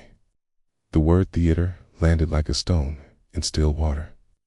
A man across the table, his face shadowed by a high collar, stiffened. The woman's smile faltered, her fingers tightening around a glass. Harold's expression remained unreadable, but his eyes narrowed. The theater, Harold said, his tone light but laced with steel. An odd choice for a historian. Plays are fiction, not history, yet fiction often mirrors truth. Nan? Poirot replied, his voice smooth. I have read of a tragedy in 1947 at the Lyceum Theater. A young actress, Eliza Warrington, met an untimely end. Some say it was no accident. The room grew still, the air thick with unspoken tension. Heart quickened, but he kept his face serene, his hands folded neatly before him. He was fishing, casting a line into murky waters. And he felt the tug of a bite. Eliza Warrington, the auburn-haired woman, said, her voice brittle. A name from a bygone era. Why dredge it up? Poirot tilted his head, feigning curiosity. Because history, Madame, does not forget. And, I am told, the Saffron Veil values remembrance. Hercule leaned back, his fingers drumming softly on the table. You are well informed, Professor. But some memories are best left undisturbed. The past is a dangerous place to wander. Before Poirot could respond, a figure at the table's far end rose, a tall man, his face obscured by a velvet mask, adorned with saffron threads. The mask was theatrical, almost absurd, yet it sent a chill through Poirot. The man's voice was low, resonant. Professor Dubois, your curiosity is admirable, but it borders on indiscretion. The Saffron Veil does not take kindly to outsiders meddling in our affairs. Poirot met the masked man's gaze, undaunted. I seek only truth, monsieur. If that truth lies within your order, I trust you would wish it illuminated. The masked man paused, then reached into his cloak. Poirot braced himself, but instead of a weapon, The man produced a folded note, sliding it across the table. A word of advice, Professor. Some truths are better left in the dark. Poirot took the note, his fingers brushing the coarse paper. He did not open it, instead slipping it into his pocket with a nod. I shall consider your advice, monsieur. Harrow clapped his hands, breaking the tension. Enough of this. Let us adjourn to the drawing room. Professor, you will join us. For brandy. Poirot inclined his head. With pleasure, Lord Harrow. The group dispersed, moving to an adjacent room where a fire crackled in a marble hearth. Poirot lingered near the doorway, his eyes scanning the attendees. The auburn-haired woman whispered to a younger man, her gestures sharp. Huh? The masked figure stood alone, his posture rigid, as if watching Poirot from behind the velvet. Harrow, meanwhile, engaged a cluster of members, his laughter too loud, too forced. Poirot excused himself to the cloakroom, ostensibly to retrieve his hat. Alone, he unfolded the note. In elegant script, it read, Cease your inquiries, or the veil will fall upon you. No signature, only the saffron flower crest stamped at the bottom. He tucked the note away, his mind alight with possibilities. The warning confirmed his suspicions. The saffron veil was not merely complicit in the 1947 murder. They were its architects. But why? And how did Agatha Christie, with her lost manuscript, The Final Veil, fit into their scheme? Returning to the drawing room, Poirot sipped his brandy, his senses attuned to every glance, every whisper. The woman, now introduced as Lady Beatrice Crane, approached him. You are a bold man, Professor. Few speak so openly of the past. Boldness is a scholar's vice, Lady Crane, Poirot replied, his tone light. But I find the past is never truly past. It lingers like a shadow. Her eyes flickered with something fear, perhaps, or recognition. Shadows can be dangerous, Professor, and obscure as much as they reveal. Before he could press her further, a commotion erupted near the fireplace. The masked man had collapsed, clutching his chest. Guests rushed to his aid, but Poirot noted the swiftness with which Harrow ushered the group away, calling for a doctor. The man's mask had slipped, revealing a lined face, pale and sweating. Poirot caught a glimpse of a scar above his brow, detail to remember as the room cleared. Poirot slipped into the corridor, his steps silent on the thick carpet. The oak door to the meeting chamber was ajar, and he seized the opportunity. Inside, he scanned the table, his eyes falling on a leather-bound book left carelessly open. It was a register, listing names and dates. Flipped to 1947, his fingers trembling as he found the entry. Eliza Warrington, payment received, silence ensured. Below it, another name, Charles Warren, deceased, matter resolved. Poirot's breath caught. Sir Charles Warren, the theater magnate, was no mere victim of circumstance. His death, like Eliza's, was tied to the saffron veil. But what had they sought to hide? And why had Christie, a master of fiction, chosen to encode it in the final veil? A creak in the floorboards snapped him back to the present. He closed the register, slipping it into his coda. Reckless move, but necessary. He exited the chamber just as the butler appeared, his eyes narrowing. Professor, you should not be here, the butler said, his tone icy. Poirot smiled, unruffled. My apologies, monsieur. I saw only the cloakroom and lost my way. Old houses, they are a labyrinth, Nan. The butler's gaze lingered, but he stepped aside. This way, sir. Poirot returned to the drawing room, his heart pounding, but his face serene. The masked man was gone, presumably taken for medical attention, and Harrow was nowhere to be seen. Lady Crane watched him from across the room, her expression unreadable. As the evening drew to a close, Poirot took his leave, the stolen register heavy in his coat. Sighed. The fog had thickened, swallowing the street lights. He hailed a cab. his mind racing.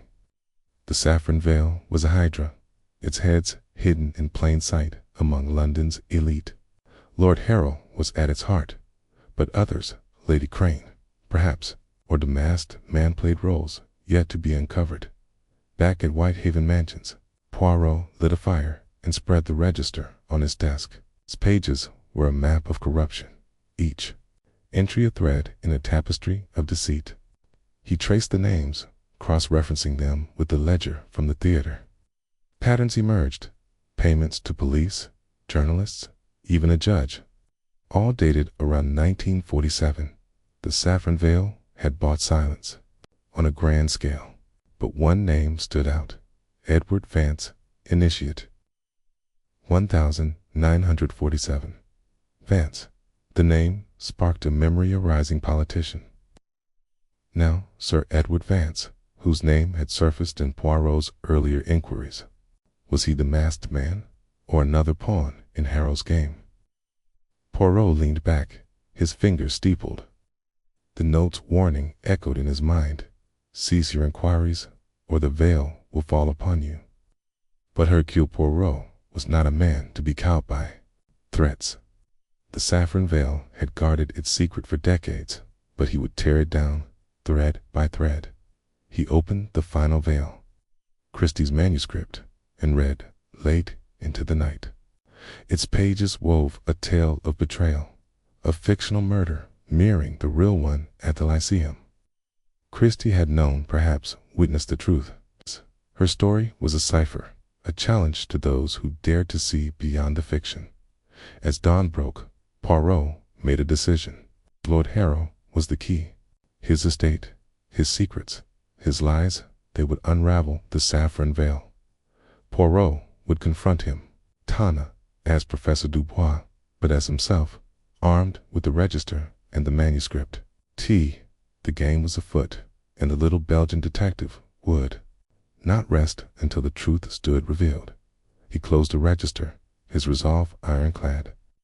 The saffron veil had underestimated Hercule Poirot, and that, he mused, was their gravest mistake. Chapter 7. A dangerous confrontation. The fog clung to the cobblestones of Mayfair like a conspirator, muffling the clatter of Poirot's polished shoes as he approached Lord Harrow's estate. The grand Georgian mansion loomed ahead, its ivy-clad facade glowing faintly under the gas lamps.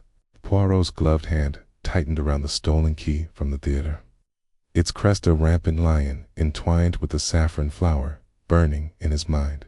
The key had led him here, to the heart of a secret older than the creases in his own face. He adjusted his Homburg hat, his mustache twitching with a faint thrill of anticipation. This was no ordinary visit. Lord Harrow, a man of immense influence and whispered ties to the Order of the Saffron Veil, held the answers to the 1947 theater murder and to Agatha Christie's hidden manuscript.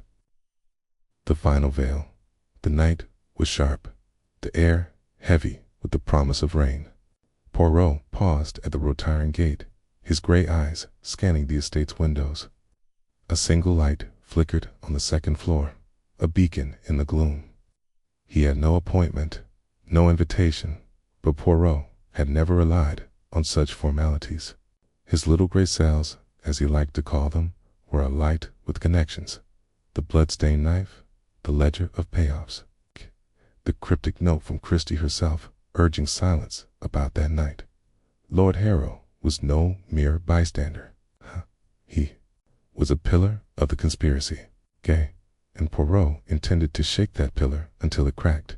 He pressed the bell, its chime echoing through the silent courtyard. A butler, gaunt and pale as a spectre, opened the door. His eyes narrowed at the sight of Poirot's impeccable suit and the confident tilt of his head. "Monsieur Hercule Poirot," he announced, handing over a card with a flourish. "I am here to see Lord Harrow. It is a matter of some urgency." The butler's lips pursed. "His lordship is not expecting visitors." "Mon ami, urgency does not wait for invitations," Poirot replied, his voice smooth but firm. "Inform Lord Harrow that I have questions regarding a certain theater in 1947. He will understand." The butler hesitated, then vanished into the house. Poirot waited, his fingers tracing the lion and saffron crest on the key in his pocket. Moments later, the butler returned, his expression unreadable. "Follow me." The interior of the mansion was a study in opulence, mahogany paneling, crystal chandeliers, and portraits of stern ancestors glaring from gilded frames. Poirot's eyes darted to a particular painting in the hall at theatrical scene, vibrant with color, depicting a stage performance. Among the figures, he recognized the sharp cheekbones and auburn hair of Eliza Warrington, the actress whose name haunted his investigation.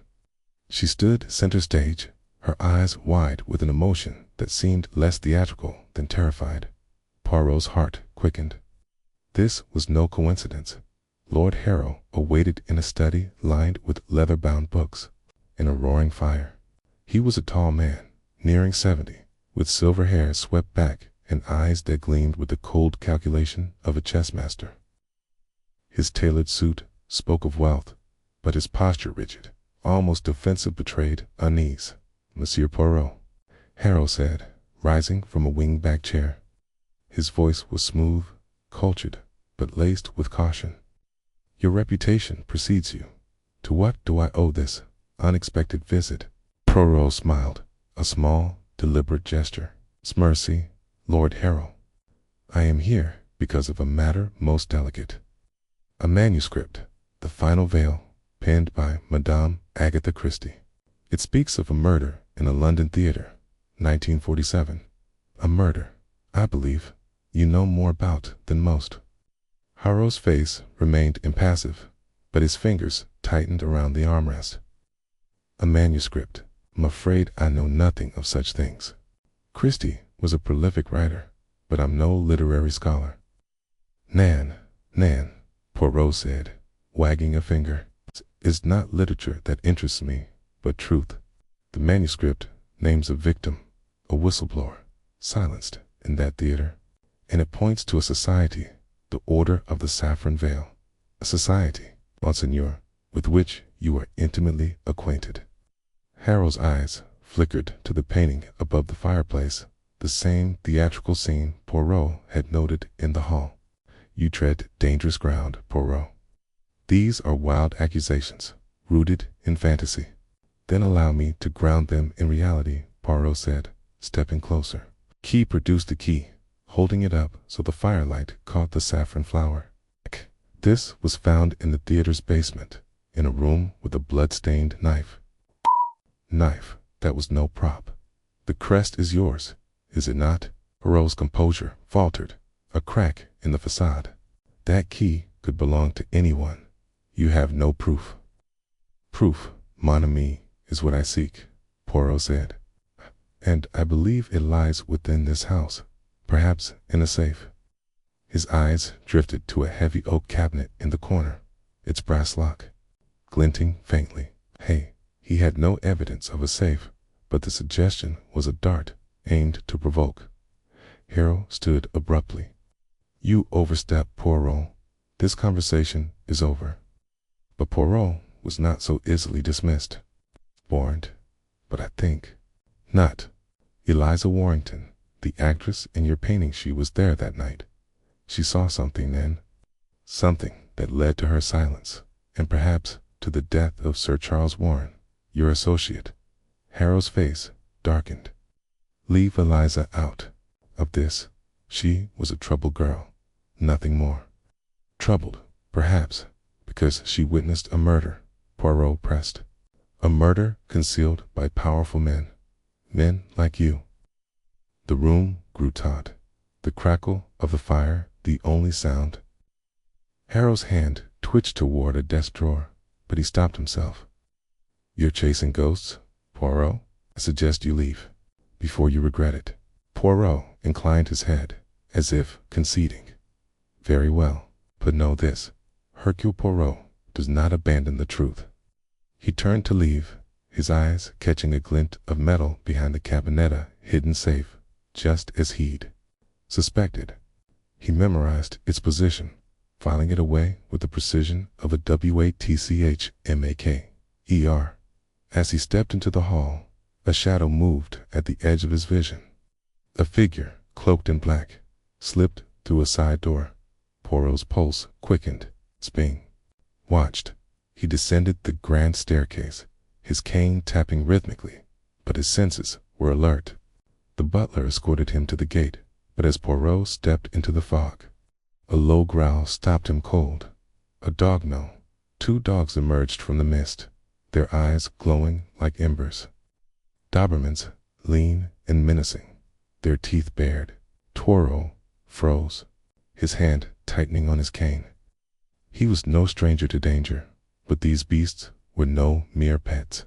They were guardians, trained to protect secrets. Calmus fou, Poirot murmured, more to himself than the dogs. He took a slow step back, his eyes scanning for an escape. The gate was locked behind him, the butler nowhere in sight. The dogs advanced, their growls deepening. Then a sharp whistle cut through the fog. The dogs halted, ears pricked. A figure emerged, a man in a long coat, his face obscured by a scarf. "Call them off," he said, his voice low and urgent. The dogs retreated, slinking into the shadows. Poirot straightened, his heart still pounding. "To whom do I owe my thanks?" The man stepped closer, revealing sharp green eyes and a scar across his jaw. "You're stirring up trouble, Poirot," he said. "Harrow's not the only one watching you. Walk away, or you'll end up like Warren." "And yet, you saved me," Poirot said, his voice steady. "Why?" The man hesitated, then slipped a photograph into Poirot's hand. "'Cause not everyone wants this buried." T vanished into the fog before Poirot could respond. Poirot glanced at the photograph. It showed Lord Harrow and Sir Charles Warren standing together outside the theater, their faces grim. A third figure, partially obscured, stood in the background, Lisa Warrington, her expression haunted. The date on the back read, October 12th, 1947, the night of the murder. Poirot tucked the photo into his coat, his mind racing. The stranger's intervention was no coincidence. Someone within the saffron velour, perhaps outside it, wanted the truth to surface. But the dogs, the locked gate, the hidden safe vault pointed to a conspiracy that would not yield easily. Poirot's little gray cells hummed with possibilities. Harrow was guilty, but he was not alone. The safe held answers, and Poirot would return for them. He hailed a cab, the fog swallowing the estate behind him. As the car rumbled toward his hotel, Poirot's thoughts turned to the photograph. Harrow and Warren, bound by more than business. Eliza, a witness to their crime. Kay, and the stranger, a wild card in this deadly game. The night was far from over. Kay, when Poirot knew one thing for certain, the truth was a dangerous quarry, and he was closing in. The next morning, Poirot sat at a small cafe on Baker Street, sipping an espresso as he studied the photograph under the morning light. The details were crisp. Harrow's clenched jaw, Warren's guarded stance, Eliza's wide eyes. The theater's marquee in the background advertised The Crimson Mask, a play Poirot recalled from his research of tragedy that closed after a single performance. The night of the murder, he turned the photo over, noting a faint pencil mark. In the corner, a tiny saffron flower, identical to the crest on the key. The symbol was everywhere, a thread weaving through the case. Poirot's mind flashed to the ledger from Chapter 5, with its list of initials and payments. E.W. Eliza. Warrington had been paid to stay silent. But why? And who was the stranger who risked exposure to aid him? Poirot's reverie was interrupted by a young woman sliding into the seat across from him. Kay, she was in her 30s, with sharp features and auburn hair that echoed Eliza's in the painting. Her eyes, however, were wary, darting to the café's entrance. "Monsieur Poirot," she asked, her voice low. "Oui, mademoiselle. And you are?" Clara Warrington, she said, her fingers twisting a silver locket around her neck. Eliza's daughter. I heard you were asking questions about my mother. Poirot's heart skipped. The child mentioned in chapter 8, now a woman, sitting before him. Mademoiselle Clara, this is most fortuitous. I am seeking the truth about your mother's involvement in a certain incident in 1947. Clara's face tightened. She never spoke of it, not directly, but she was afraid, always looking over her shoulder. She gave me this locket, said it would keep me safe. She opened it, revealing a tiny photograph of Eliza and a man Poirot didn't recognize it. Man with the scar across his jaw. Poirot's breath caught.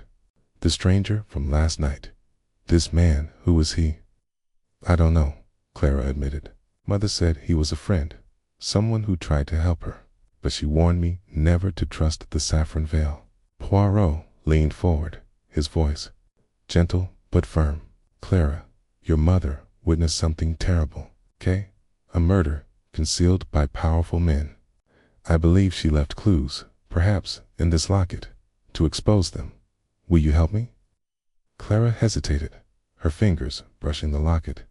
I've spent my life hiding from her past, but if you're right, if they killed her. She nodded, resolve hardening her features. What do you need? Locket, Poirot said.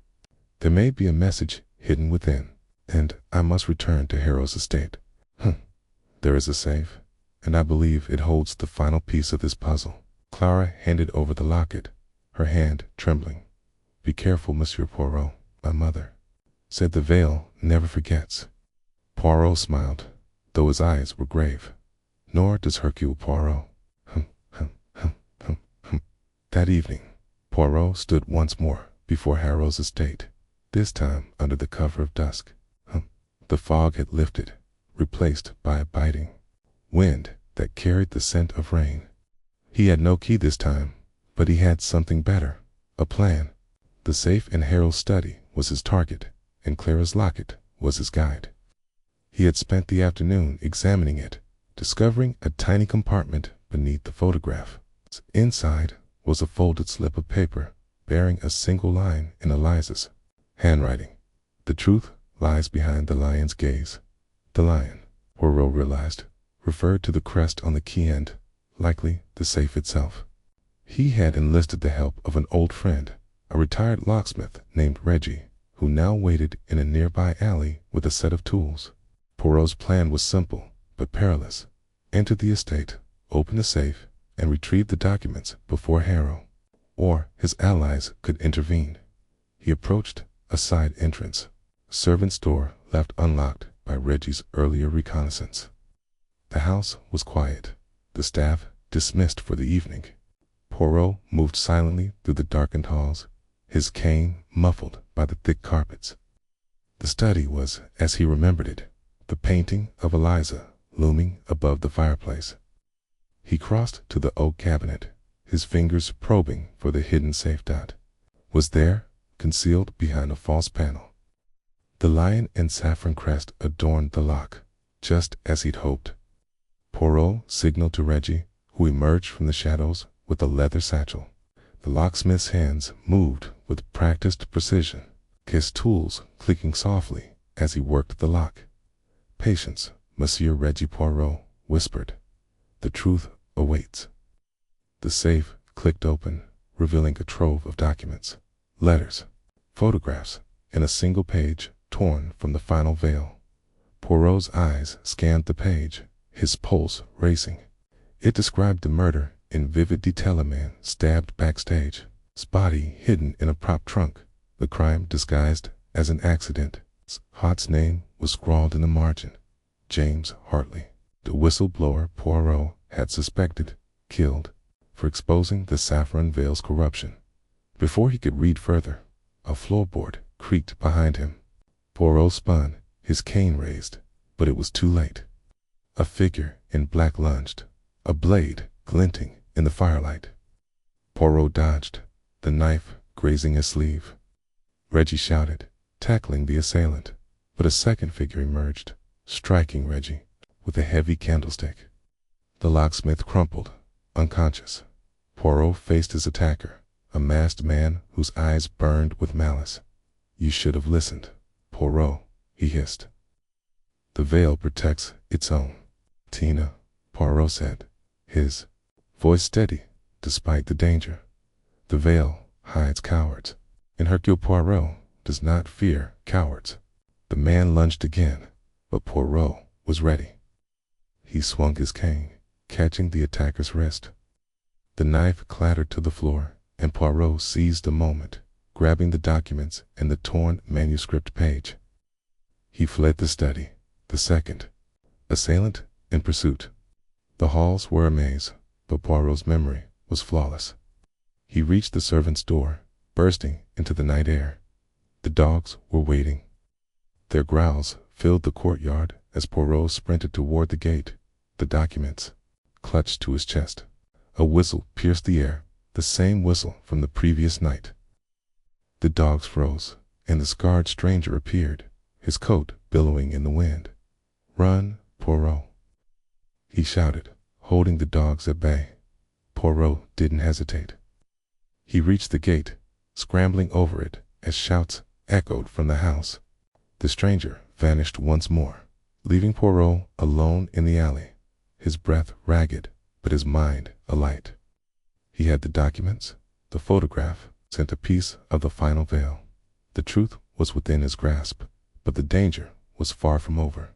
At his hotel, Poirot spread the documents across his desk, the torn manuscript page at the center.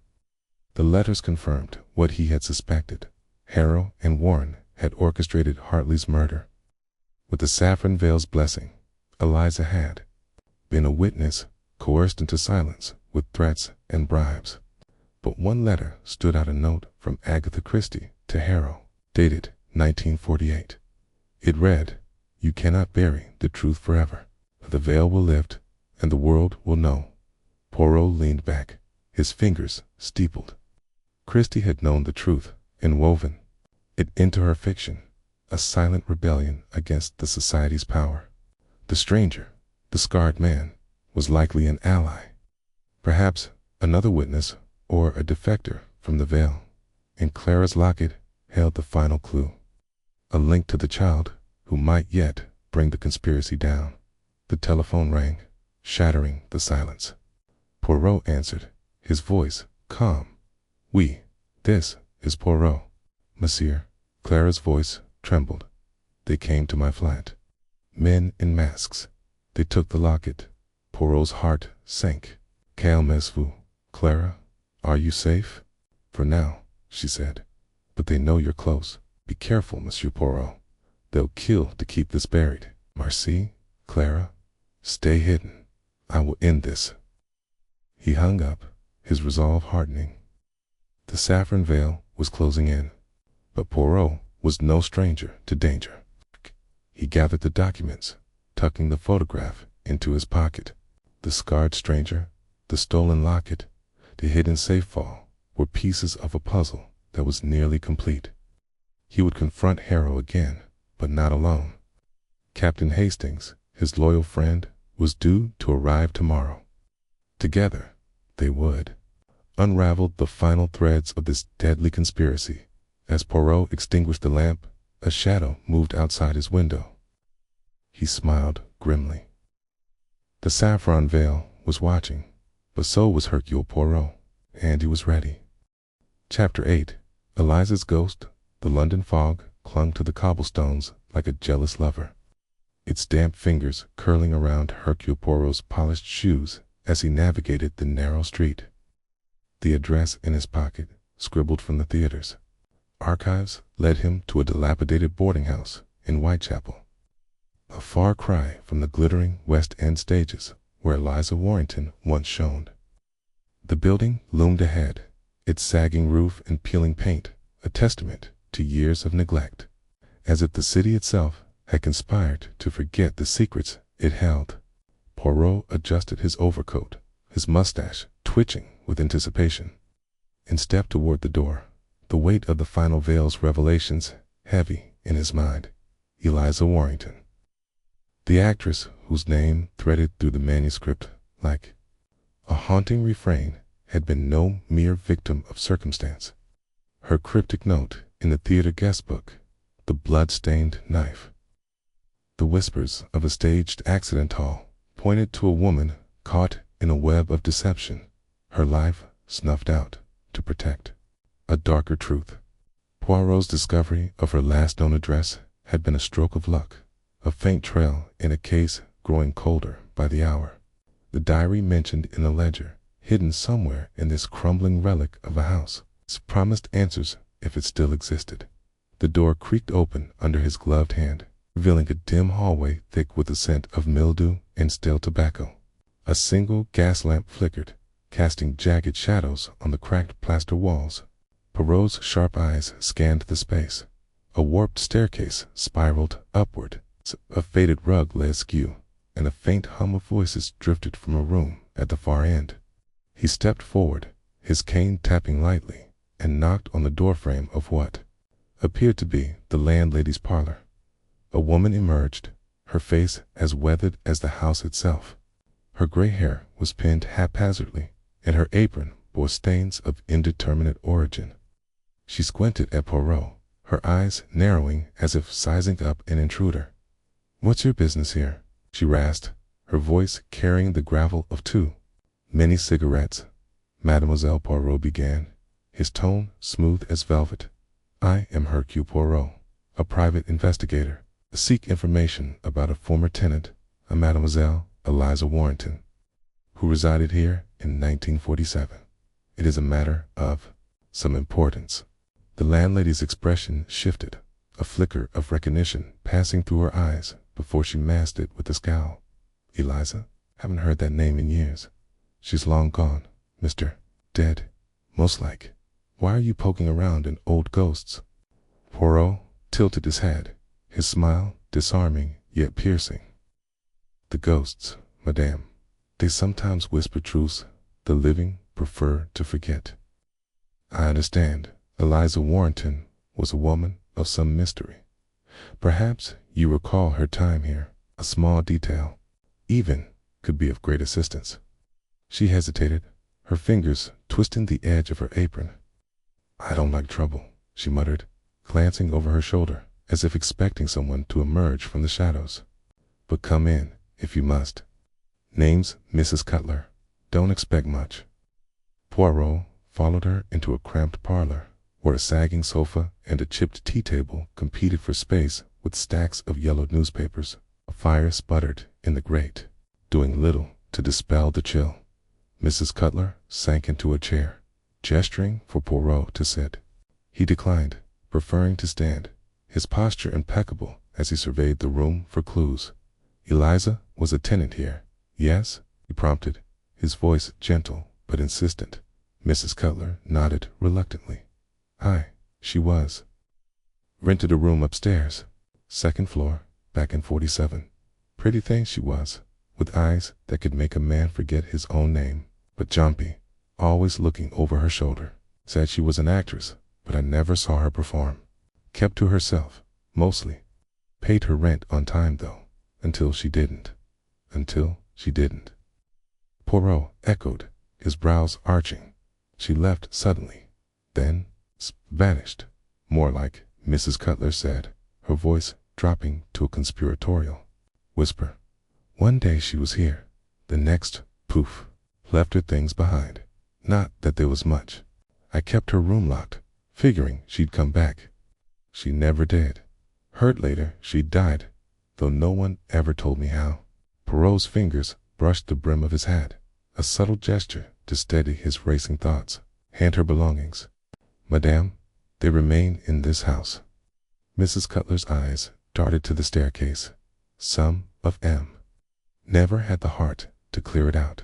Spelt wrong, somehow. But don't expect me to go digging through cobwebs for you. That room's been locked for years, and I ain't keen on opening it. Perhaps, madame, you would permit me to examine this room." Poirot's tone was polite, but his gaze held, a still that brooked no refusal. "It is possible," that Mademoiselle Warrington left behind something of value not in coin, but in truth, she sighed, fishing a ring of keys from her apron pocket. Fine, but you're on your own up there. Second floor, last door on the left. Don't break nothing, and don't come crying to me if you stir up something you regret. Poirot inclined his head, accepting the key with a murmured thanks. He ascended the staircase, each step groaning under his weight, the air growing heavier, with the musty scent of forgotten years. The second-floor hallway was narrow, lined with doors that sagged on their hinges. The last door on the left was unremarkable, save for a faint scratch mark near the lock, as if someone had once tried to force it open. He inserted the key, the mechanism grinding reluctantly before giving way. The door swung inward, revealing a small room frozen in time. A single bed, its mattress sunken, stood against one wall, flanked by a chipped nightstand. A wardrobe leaned precariously in the corner, its door ajar, revealing a few moth-eaten dresses. Dust coated every surface, undisturbed except for faint footprints, too recent to belong to 1947. Someone else had been here.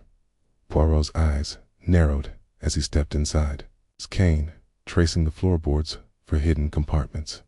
The footprints led to the wardrobe, where a faint scuff mark suggested it had been moved.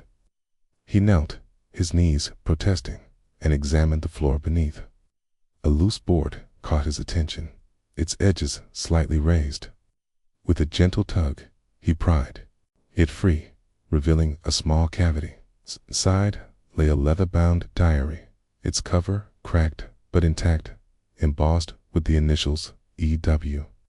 His heart quickened as he lifted it, brushing away decades of grime. This was no ordinary journal. It was the diary hinted at in the theater's ledger, the one Eliza had hidden before her disappearance. Poirot settled onto the bed, ignoring the puff of dust, and opened the diary with care. The pages were brittle, the ink faded but legible, written in a hurried, elegant hand. October 12th, 1947. The first entry began. I saw it. I saw what they did to him. The knife wasn't a prop, no matter what they claimed. Charles Warren stood over the body, his hand steady as if he'd done it before. The saffron vow, they're all in it, every one of them. I should have stayed silent, but I couldn't. Now they know I know, and I'm not safe. I have to protect her, my Clara, if they find her. Poirot's breath caught. Clara, the child mentioned by Mrs. Cutler, the one Eliza had fled to protect. The diary continued, each entry more frantic, detailing Eliza's growing fear as the saffron veil closed in. She described a night at the theater, a performance interrupted by a scream that wasn't part of the script. A manna whistleblower, she called him, had been silenced, his death staged as an accident. Warren, the theater magnate, had orchestrated it, backed by the society's influence. Eliza had witnessed the murder, her silence bought with threats against her daughter. The final entry, dated November 3rd, 1947, was incomplete. They're coming for me. I've hidden this where they won't look. If anyone finds it, tell Clara I love her. I tell her to find the locket. It's all I can leave her. Poirot closed the diary, his mind racing. The locket. It was another piece of the puzzle, a tangible link to Eliza's truth. He searched the room with renewed vigor, checking the wardrobe, the nightstand, even the cracked mirror on the wall. Nothing. Then, as he ran his fingers along the underside of the bed frame, he felt a small, cold object taped to the wood. He peeled it free, a silver locket, its surface tarnished but intact, engraved with a delicate rose. He opened it, revealing a faded photograph of a young woman. Unmistakably Eliza, her eyes wide with a mix of defiance and fear. Beside her was a child, no more than 3, with the same dark curls. Clara, tucked behind the photo, was a slip of paper, its edges frayed, sparing a single line in Eliza's hand. Vault 17, Midland Bank, Oxford Street. Poirot pocketed the locket and diary, his thoughts a whirlwind. The vault could hold the final piece of evidence, letters, perhaps, or documents that would tie Warren and the saffron veil to the murder. But the fresh footprints in the room gnawed at him. Someone else was searching for Eliza's secrets, and they were close. He descended the stairs, finding Mrs. Cutler still in her parlor, her eyes wary. "Find what you were after?" she asked, her tone guarded. "More than I hoped," Madame Poirot replied, his voice light, but his gaze sharp. "Tell me, have others come asking about Eliza Warrington recently?" Mrs. Cutler's lips tightened. "Not by name, no, but there was a man, maybe a week ago. Tall, posh accent, wore a fancy coat, didn't say much, just asked to see the upstairs rooms. I let him poke around, paid me well enough. Didn't catch his name." Poirot's mind flashed to Lord Harrow, the society's leader, or perhaps Sir Edward Vance, the politician whose cufflink had surfaced. This man, he left nothing behind, no questions about Eliza specifically. She shook her head. Just said he was looking for old records. Seemed in a hurry to leave. Poirot thanked her and stepped back into the fog, the diary and locket heavy in his pocket. The boarding house had given him more than he'd expected, but it had also raised new questions. Who was the mysterious visitor? And how close were they to uncovering or destroying the truth Eliza had died to protect? He hailed a cab, directing it to Oxford Street. The bank vault awaited, and with it, perhaps, the final key to unraveling the Saffron Veils conspiracy. But as the cab rattled through the city, Poirot's instincts prickled. The footprints, the visitor, the coded symbols, they all pointed to a shadow trailing him. One that would stop at nothing to keep Eliza's ghost silent. The fog thickened, swallowing the streetlights, and Poirot leaned back, his gray cells alight with the challenge. The game was far from over. The cab deposited Poirot outside Midland Bank, its imposing facade a stark contrast to the decrepit boarding house. The hour was late, the bank closed, but Poirot's reputation had opened doors before. He approached the night guard, a burly man with a skeptical frown, and presented his card with a flourish. "Monsieur, I am Hercule Poirot, and I have urgent need to access a vault. It is a matter of justice, I assure you." The guard squinted at the card, then at Poirot's impeccable attire. "Bank's closed, sir. Come back tomorrow." Poirot's smile was unwavering. "Tomorrow, monsieur, may be too late. A woman's honor, perhaps her life, rests on what lies within Vault 17. Surely you would not deny justice its due." After a tense negotiation and discreet exchange of a few pounds, the guard relented, leading Poirot to the vault room. The air was cool, the silence oppressive as the guard unlocked the heavy door. Vault 17 was a small, unassuming box, its lock yielding to the key from Eliza's locket. Inside, Poirot found a bundle of letters tied with a faded ribbon, alongside a single photograph, Eliza on stage, mid-performance, with a man in the background whose face was obscured by shadow. The letters were a revelation. Written in Agatha Christie's precise hand, they addressed Eliza directly, urging her to flee London and warning of the Saffron Veil's reach. One letter, dated October 20th, 1947, read, "My dear Eliza, I have woven your truth into my work, hidden where they cannot touch it. The final veil is my confession, but it must remain locked away until the time is right. They watch me as they watch you. Protect Clara. She is your legacy." Poirot's pulse quickened. Christie had known and risked everything to preserve Eliza's story. The photograph, though, was the true prize. He held it to the light, studying the blurred figure. The man's posture, the cut of his suit, matched the description of Charles Warren from Lady Margaret's estate. The pieces were falling into place, but the puzzle was not yet complete. as he left the bank. The letters and photographs safely tucked away, Poirot sensed a presence behind him. He turned, but the fog revealed only shadows. Yet the feeling lingered. A predator's gaze in the mist. He quickened his pace, his mind already plotting the next move. Finding Clara, Eliza's daughter, who might hold the final key to exposing the saffron veil.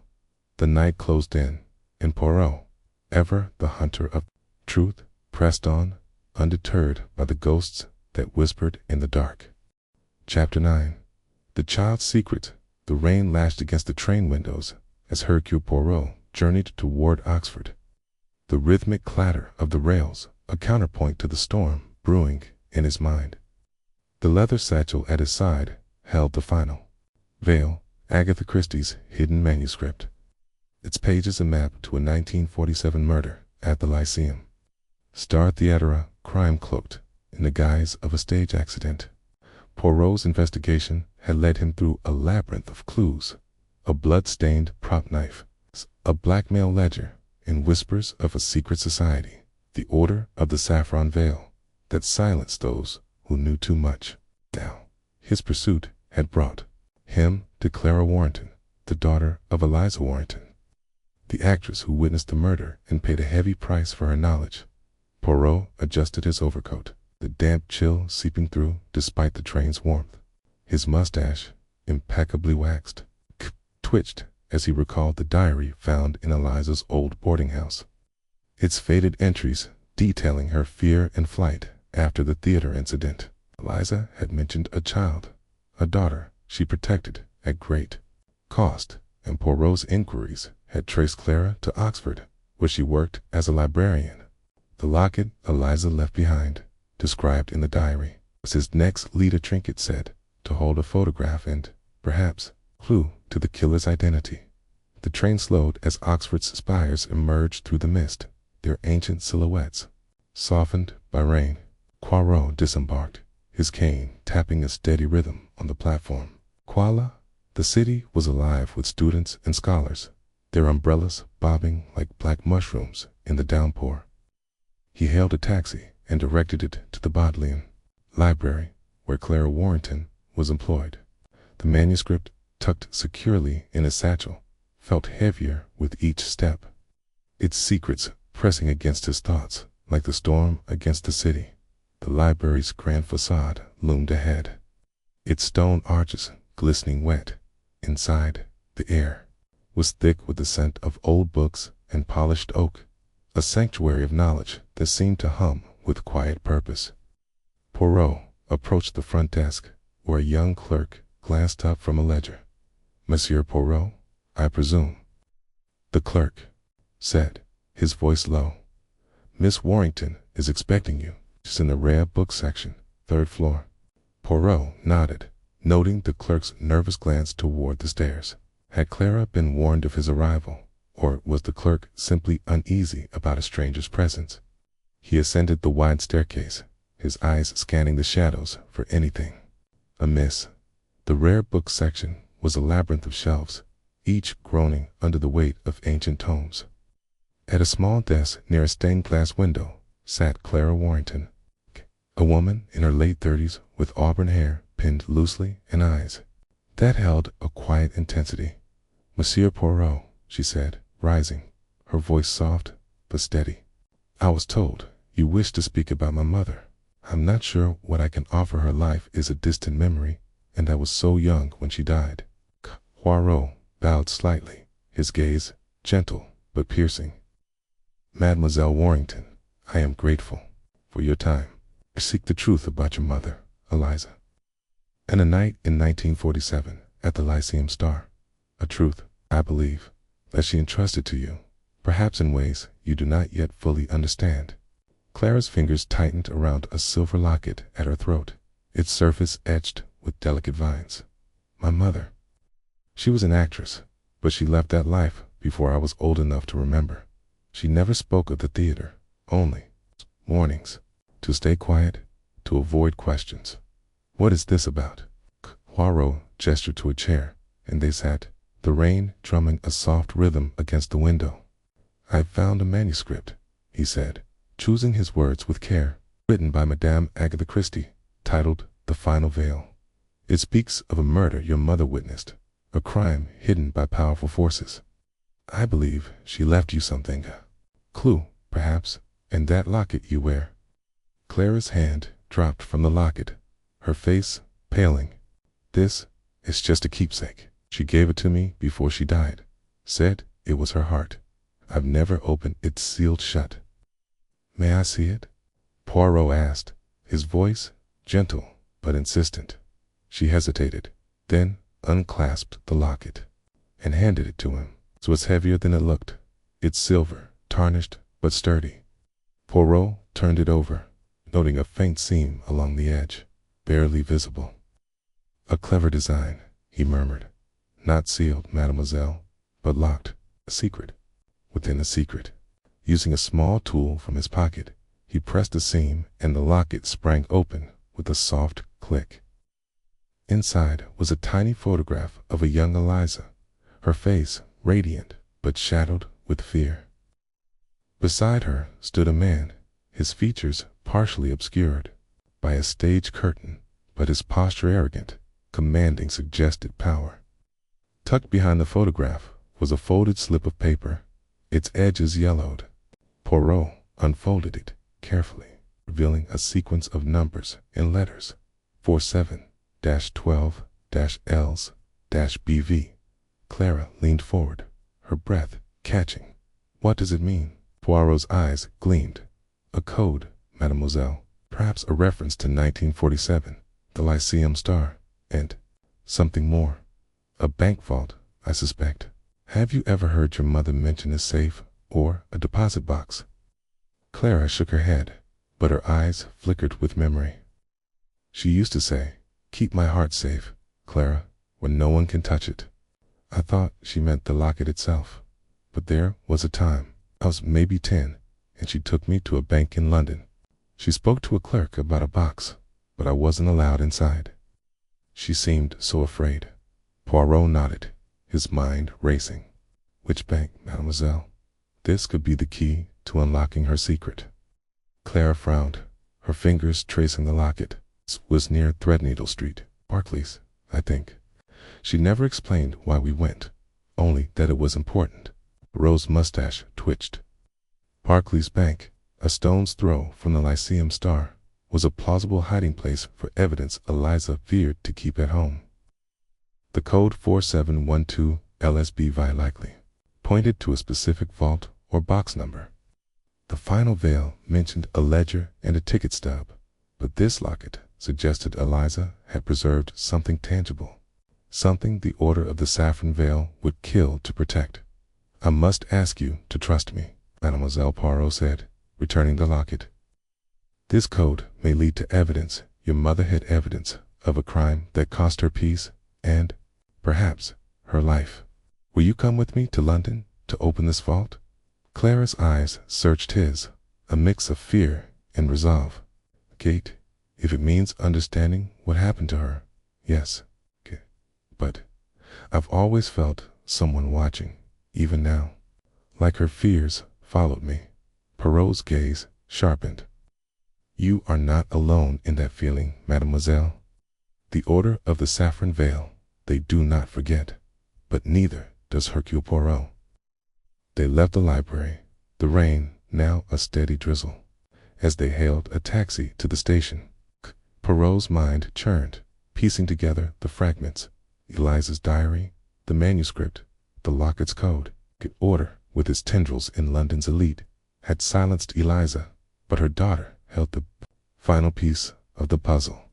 As the train carried them back to London, Poirot noticed a man in a gray overcoat lingering on the platform, his face half hidden by a hat. A coincidence, perhaps, but Poirot's instincts whispered otherwise. In London. They arrived at Barclays Bank, its marble facade imposing under the gray sky. The clerk, a wiry man with spectacles, eyed them warily as Poirot presented the code. "Box 4712, he said, checking his records. "Registered to an Eliza Warrington. Identification is required." Clara produced a faded letter from her mother, its signature matching the bank's records. The clerk led them to the vault, a cavernous room lined with steel boxes. Poirot's heart quickened as the clerk opened box 4712, revealing a small leather pouch. Inside were letters, their handwriting unmistakably Christie's, addressed to Eliza. Poirot scanned them quickly, his eyes catching phrases. The patron must never know you spoke to me, and the order will destroy us both if this is revealed. One letter stood out, its tone urgent. Eliza, the locket holds the face of the guilty. Keep it safe and forgive me for my silence. Poirot's mind raced. A photograph in the locket, the man beside Eliza, was the key. But his face was obscured, and identifying him would require more than guesswork, thought.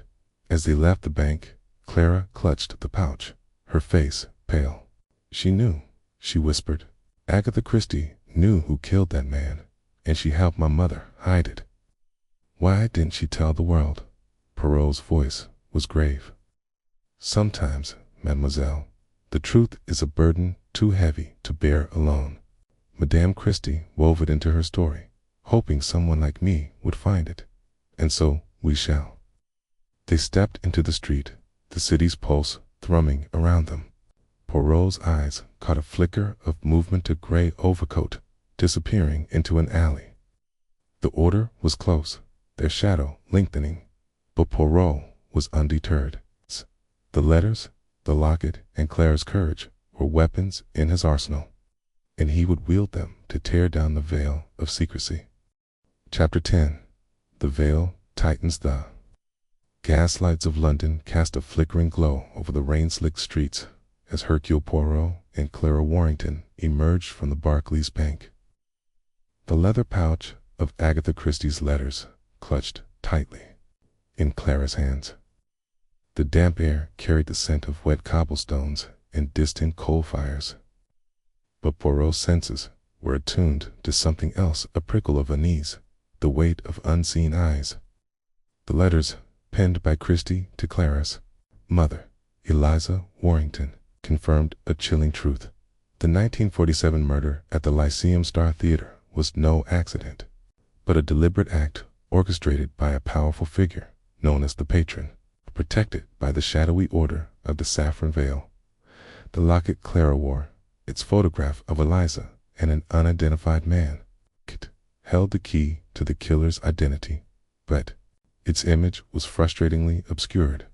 Poirot's polished shoes clicked against the pavement as he guided Clara toward a waiting taxi, his cane a steady metronome in the evening's hush. His mind, a labyrinth of logic, churned through the clues. The blood-stained prop knife, the blackmail ledger, the coded ticket stub, and now the letters. Each a thread in the tapestry of a conspiracy Christie had hidden in her manuscript. The final veil, the order with its tendrils in London's elite, had silenced Eliza. But her daughter's courage and the locket's secret offered Poirot a chance to unravel their web. As the taxi rattled through the city, Poirot glanced at Clara, her auburn hair damp from the drizzle, her eyes fixed on the pouch. Mademoiselle, he said softly, you have shown great strength.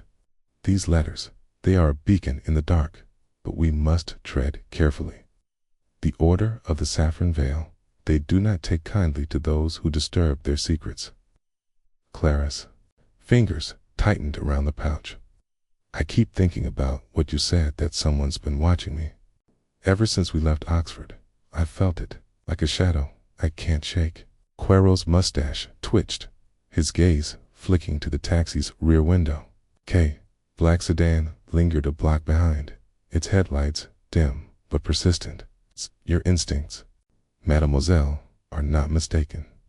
But fear not, Hercule Poirot is no stranger to shadows. He tapped the driver's shoulder, lowering his voice. Take us to the Hotel Majestic, but by the scenic route. S'il vous plaît. I wish to see who follows. The driver, a grizzled man with a scar above his brow, grunted and veered onto a side street. weaving through the maze of Bloomsbury. Poirot watched the sedan, its silhouette fading in and out of the fog.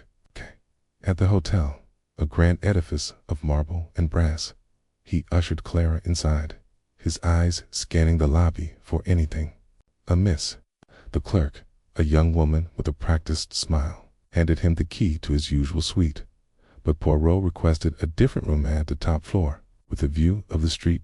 In the suite, Poirot spread the letters on a mahogany table, the lamplight casting their faded ink into sharp relief. Clara sat opposite, her locket now open, the photograph of her mother and the mysterious man glinting beside the papers. The letters were a mix of caution and confession, Christie's elegant script detailing her meetings with Eliza after the theater murder. One passage stood out. The patron is untouchable, his influence a shield. I wrote the final veil to preserve the truth, but I fear its discovery. Keep the locket safe. Eliza holds his face. Poirot's fingers traced the photograph, its edges worn, but the man's features maddeningly unclear, shadowed by a curtain. This man, he murmured, he is the patron, the architect of the crime. You must identify him, mademoiselle, and the letters suggest a path. Clara leaned forward, her voice trembling but resolute. The bank vault was one thing, but this, it feels like we're walking into a trap. What if the order knows we have these? Poirot's eyes gleamed. A trap, perhaps, but one we shall turn to our advantage. The order's fear betrays their weakness. They know we are close. Now, let us examine the letters for a clue to this man's identity. They read. A soft thud came from the door. Poirot's hand shot up, silencing Clara. He rose, his cane silent now, and approached the door, his ears straining. Another thud, followed by the scrape of metal. Someone was tampering with the lock. Poirot gestured for Clara to hide behind the sofa, then positioned himself beside the door. His small revolver, rarely used, but always carried gripped tightly. The door creaked open, and a figure slipped inside, cloaked in a dark overcoat, a scarf masking their face. Poirot stepped forward, his voice sharp. Bonsoir, monsieur. Or perhaps madame. You are most unwelcome. The figure froze, then lunged, a glint of steel in their hand.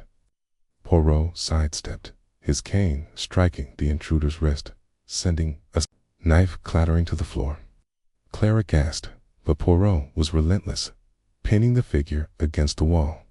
He yanked the scarf away, revealing a man in his 40s, his face pale and sweating, eyes wide with panic. Who sent you? Poirot demanded, his revolver steady. The man's voice was hoarse. No one, I was just lies. Do not suit you, Poirot snapped. The Order of the Saffron Veil. They sent you to retrieve the manuscript. Or perhaps, to silence us. The man's eyes darted to the table where the letters lay. I don't know any order system. The response was cut off due to length limitations. Below is a continuation to complete the story. Aiming for approximately 15,000 words, showing an engaging, non-repetitive narrative with fresh plot developments, conversations, and scenarios. Know what you're talking about. I was just trying to. Poirot pressed the revolver closer, his voice icy. Do not insult the little gray cells, monsieur. Speak, or the consequences will be most unpleasant. The man's shoulders slumped, his defiance crumbling. All right. They told me to get the manuscript. Said it was dangerous, that it could ruin everything. Poirot's eyes narrowed. The order. The man nodded, his face glistening with sweat. The Saffron Veil. They know you've got the final veil. They'll kill me for failing. Clara emerged from behind the sofa, her voice trembling, but firm. Who are they? Who's the patron? The man shook his head, his eyes wild. I don't know his name. They never say it. He's untouchable. Always has been. Poirot's mustache twitched. Untouchable, perhaps, but not invisible. You will tell me more, or the police will have a most interesting guest tonight. The man's gaze flicked to the door, but Poirot's grip tightened.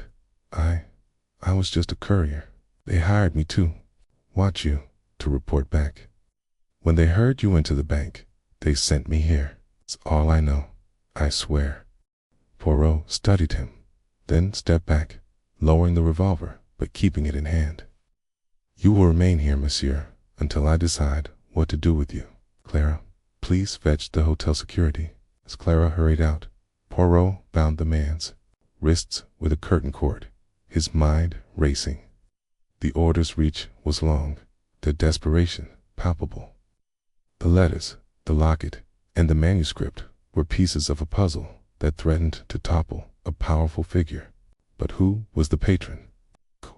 The photograph's obscurity gnawed at him, a challenge to his meticulous intellect. When Clara returned with a burly security guard, Poirot handed the intruder over, instructing the guard to hold him until the police arrived. As the man was led away, Poirot turned to Clara, his expression grave. We must move quickly, mademoiselle. The order knows we have the letters, and they will not stop at one attempt.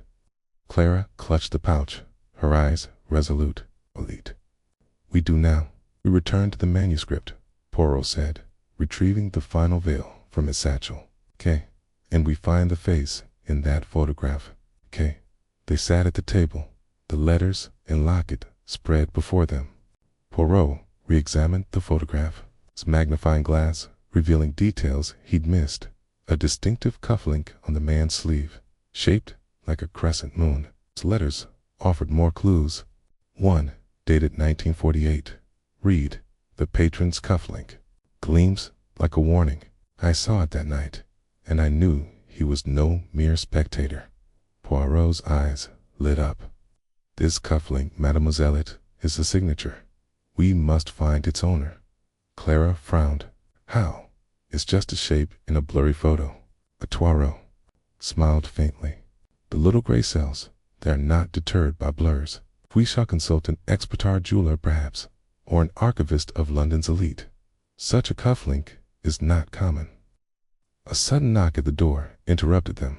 Poirot tensed, his revolver ready, but it was only the hotel manager, a portly man with a nervous demeanor. Monsieur Poirot, there's been an incident. Someone broke into the storage room. Your luggage has been tampered with. Poirot's heart sank. The manuscript had been with him, but his notes, his detailed annotations of the case, were in his suitcase. He rushed to the storage room, Clara close behind. The suitcase lay open, papers scattered across the floor. His notes were gone. They're one step ahead, Clara whispered, her voice shaking. Not ahead, mademoiselle, Poirot said, his voice still, merely desperate. We have the manuscript, the letters, and the locket. They have only stolen shadows. Back in the suite, Poirot called Captain Hastings, his old friend, to join them. Hastings arrived within the hour, his weathered face creased with concern. Good Lord, Poirot, you've stirred up a hornet's nest.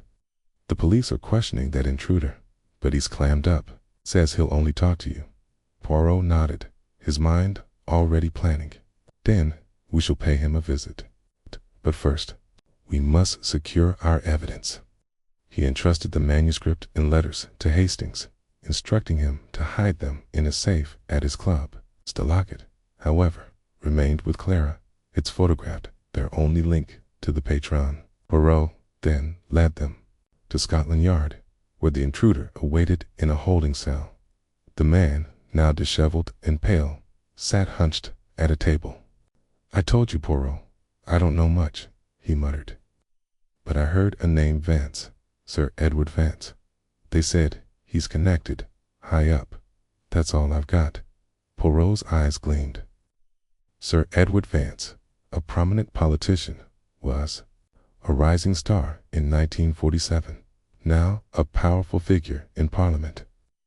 The cufflink, the patron, Vance, it was coming together. Merci, Monsieur Poirot said. You have been most helpful. As they left the station, Clara's voice was urgent. Sir Edward Vance. He's untouchable, like the patron in the letters. How do we prove it? Poirot's smile was grim. With evidence, mademoiselle. The locket's photograph, the letters, and the manuscript, they will speak. Tana, but we must act swiftly, for the veil is tightening. They returned to the hotel, where Poirot began cross-referencing the letters with newspaper archives. Searching for mentions of Vance at the Lyceum Star in 1947, a small article, buried in a 1948 edition, caught his eye. Sir Edward Vance, patron of the arts, attends gala at Lyceum Star. The date matched the murder. Poirot's pulse quickened. The cufflink, the photograph, the name Vance was the patron, but the order's reach was long, and their next move was imminent. As Poirot and Clara planned their next step, a bellboy delivered a note, slipped under the door. In stark black ink, it read, "Cease your pursuit, or the girl dies." Clara gasped, but Poirot's resolve hardened. "They fear us, mademoiselle. Fear is the weakness of the guilty." Chapter 11. A deadly revelation. The chandeliers of the Grand Albion Hotel glittered like stars trapped in crystal, casting a golden glow over the gala's swirling crowd. Hercule Poirot, impeccable in a tailored evening suit, moved through the throng with the grace of a panther, his cane a silent extension of his will. Beside him, Clara Warrington clung to his arm, her emerald gown a stark contrast to the pallor of her face. The weight of their discoveries pressed upon them. Agatha Christie's hidden manuscript, the final veil, the letters from Eliza Warrington, and the locket's photograph pointing to Sir Edward Vance, a powerful politician and likely the patron behind the 1947 Lyceum Star murder. The Order of the Saffron Veil, a secret society shielding Vance. Tad already tried to silence them. Their latest threat, cease your pursuit, or the girl dies, burning in Poirot's mind.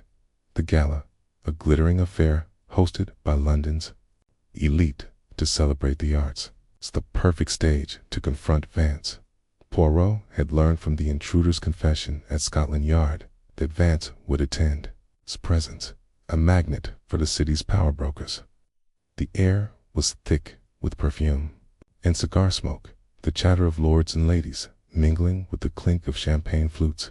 Poirot's eyes, sharp as a hawk's, scanned the room, noting the subtle glances and whispered exchanges that betrayed hidden alliances. "There," Clara whispered, nodding toward a tall man in a navy tuxedo, his silver hair catching the light. Sir Edward Vance stood near a marble pillar, laughing with a group of MPs, his charisma a polished veneer. The crescent moon cufflink on his sleeve glinted, matching the one in the locket's photograph, a damning clue. Poirot's mustache twitched. "Patience, mademoiselle. We must approach with care. The lion does not roar until the trap is set." He guided Clara toward a buffet table, using the crowd as cover. His plan was simple but audacious. Engage Vance in conversation, gauge his reaction to subtle probes, and uncover any slip that might confirm his guilt. The letters, safely hidden with Captain Hastings, detailed Christie's knowledge of the murderer whistleblower killed to protect the order's secrets. The locket's photograph, though blurry, tied Vance to Eliza Warrington on that fatal night. But proof was elusive, and the order's reach was long as they neared Vance. A woman in a sapphire gown intercepted them, her smile sharp as a blade. "Monsieur Poirot, what a delight," she said, her voice dripping with charm. "Lady Beatrice, Harrow, patroness of the arts. I've heard of your inquiries into literary curiosities." Poirot bowed, his eyes never leaving hers. "Lady Harrow, the pleasure is mine, but a humble seeker of truth, drawn to the mysteries of the past." Her laugh was brittle. Its truth can be a dangerous pursuit. Some stories are best left untold. Clara tensed, but Poirot's smile remained serene. "Yet stories, madame, have a way of demanding to be heard. Like those of the Lyceum Star, perhaps in 1947. Lady Harrow's eyes flickered, a shadow of alarm passing over her face. A quaint, old theater. I'm sure it holds many tales, but none worth your time. Before Poirot could press further, Vance approached, his presence commanding silence. Monsieur Poirot, he said, his voice smooth as velvet, I have followed your exploits with interest. What brings you to our little gathering? Poirot's gaze locked onto Vance's cufflink, its crescent moon gleaming. Curiosity, Sir Edward, a manuscript by Madame Christie, the final veil. It speaks of a most intriguing event at the Lyceum Star, a murder disguised as an accident. Vance's smile didn't waver, but his eyes hardened. Christie was a genius at fiction. I'm sure it's nothing more than a story. Perhaps, Poirot said, his tone light but probing. Yet it mentions a patron, a man of influence, in a society that guards his secrets. The Order of the Saffron Veil, I believe. The crowd seemed to hush, though the music played on. Vance's fingers tightened around his glass. You've been reading too many novels, Poirot. Secret societies, murders, a tale rather theatrical. Clara, emboldened, spoke up. My mother, Eliza Warrington, saw what happened that night. She paid for it with her life. And you were there, weren't you? Vance's gaze flicked to Clara, a flash of recognition in his eyes. I'm sorry for your loss, Miss Warrington, but I was merely a patron of the arts. The Lyceum was a favorite haunt, nothing more.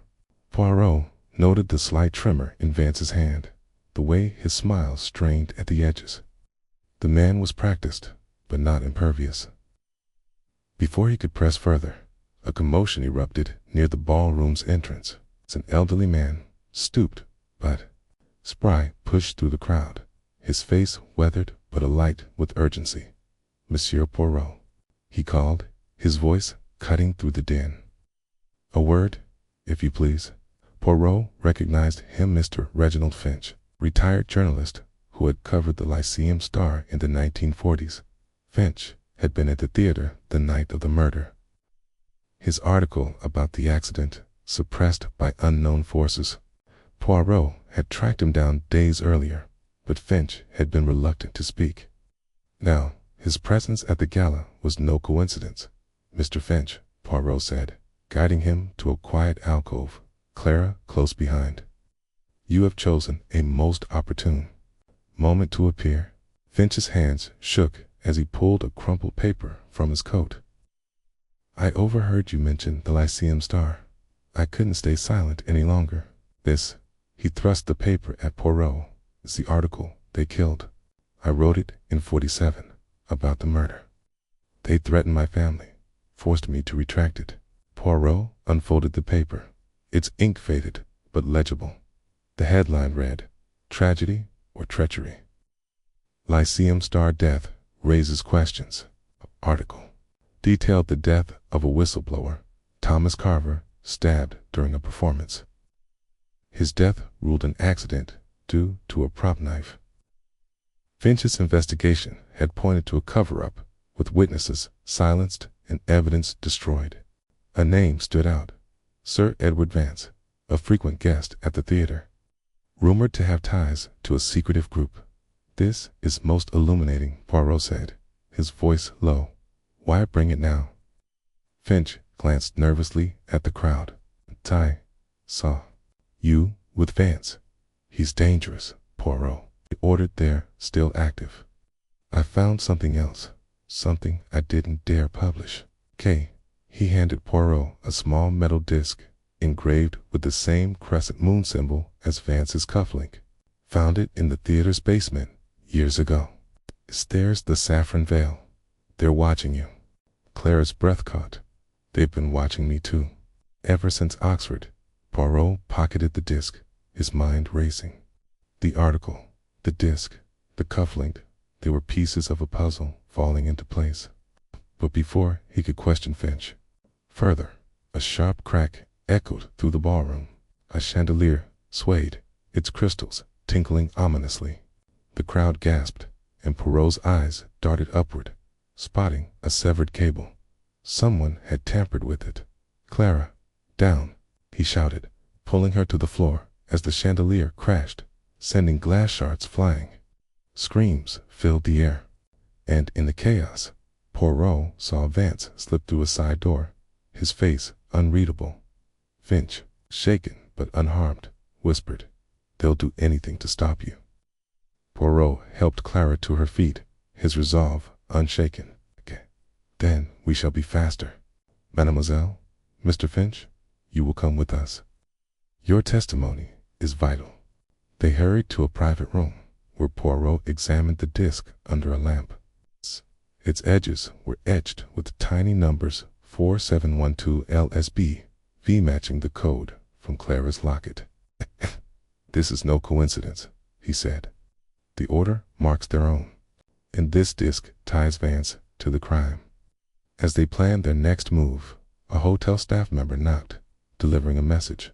Poirot's car, waiting outside, had been sabotaged, dead brake lines cut. The order's reach was tightening, their desperation a sign that Poirot was close to the truth. He sent Finch to safety with Hastings, who had arrived to assist, and turned to Clara. "We must confront Vance," he said, his voice steady. "But not here, not now. We need proof, futable proof. The locket's photograph must be clarified, and the letters must be corroborated." Clara nodded, her fear giving way to determination. "There's a photographer in Soho, an expert in restoring old images. My mother trusted him. Maybe he can help." Poirot's eyes gleamed. "Then to Soho we go, mademoiselle. The veil is tightening, but we shall tear it apart." Chapter 11. A deadly revelation. The chandeliers of the Grand Albion Hotel glittered like stars trapped in crystal, casting a golden glow over the gala's swirling crowd. Hercule Poirot, impeccable in a tailored evening suit, moved through the throng with the grace of a panther, his cane a silent extension of his will. Beside him, Clara Warrington clung to his arm, her emerald gown a stark contrast to the pallor of her face. The weight of their discoveries pressed upon them. Agatha Christie's hidden manuscript, the final veil, the letters from Eliza Warrington, and the locket's photograph pointing to Sir Edward Vance, a powerful politician and likely the patron behind the 1947 Lyceum Star murder. The Order of the Saffron Veil, a secret society shielding Vance. Tad already tried to silence them.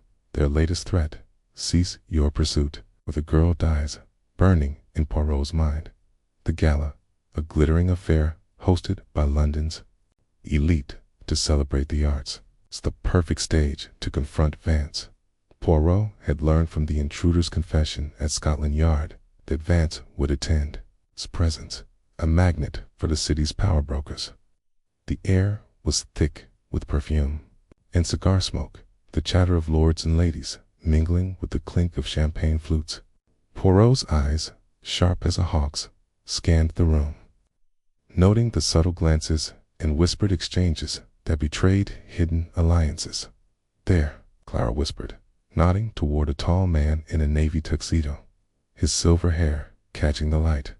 Sir Edward Vance stood near a marble pillar, laughing with a group of MPs, his charisma a polished veneer. The crescent moon cufflink on his sleeve glinted, matching the one in the locket's photograph, a damning clue. Poirot's mustache twitched. "Patience, mademoiselle. We must approach with care. The lion does not roar until the trap is set." He guided Clara toward a buffet table, using the crowd as cover. His plan was simple but audacious. Engage Vance in conversation, gauge his reaction to subtle probes, and uncover any slip that might confirm his guilt.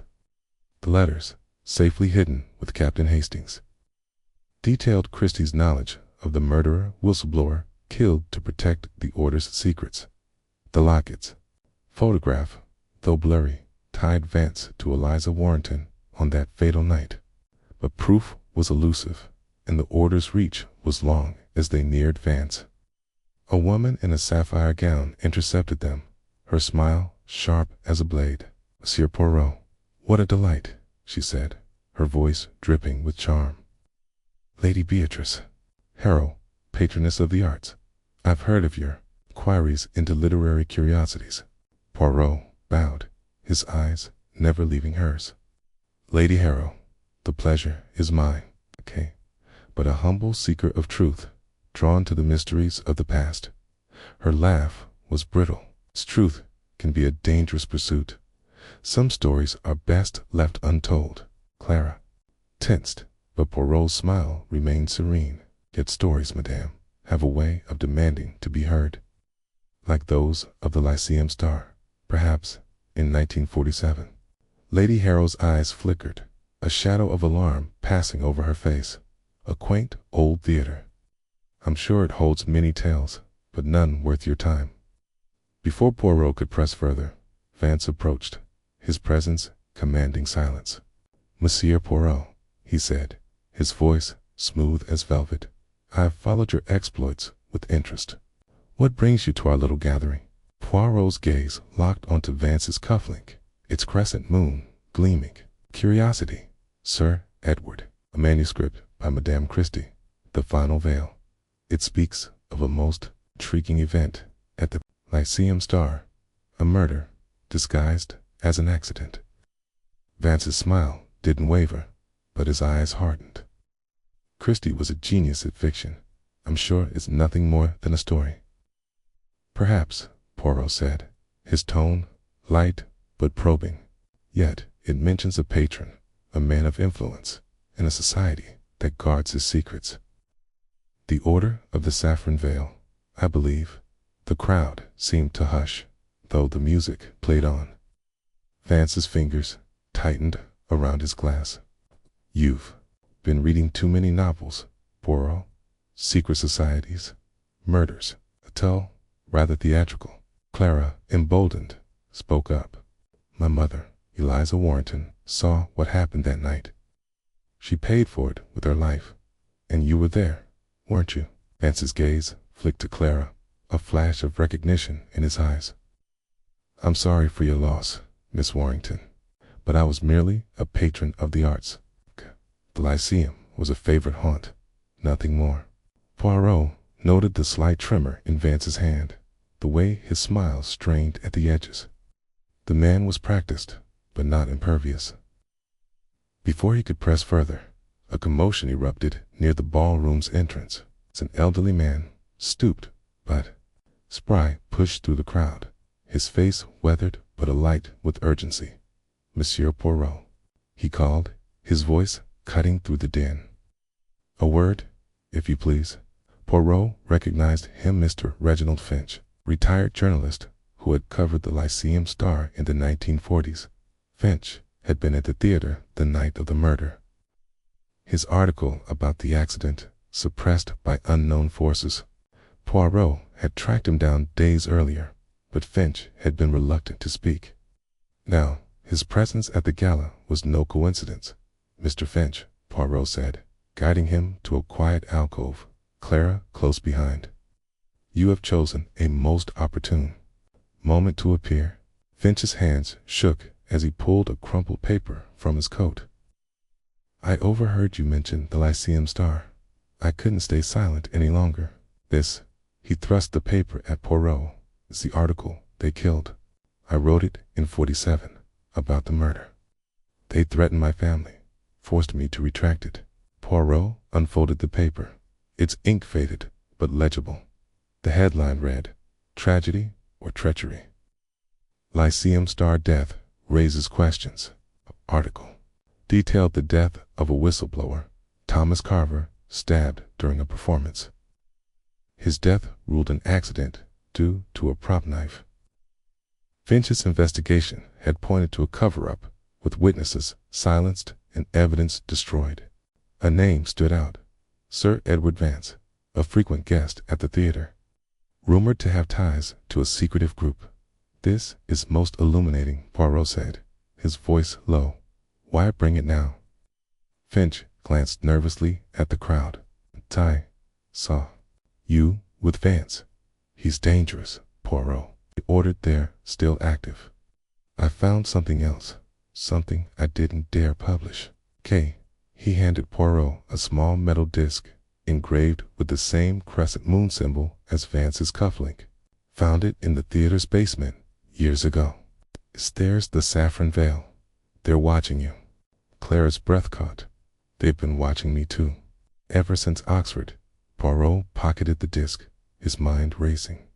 The article, the disc, the cufflink, they were pieces of a puzzle falling into place.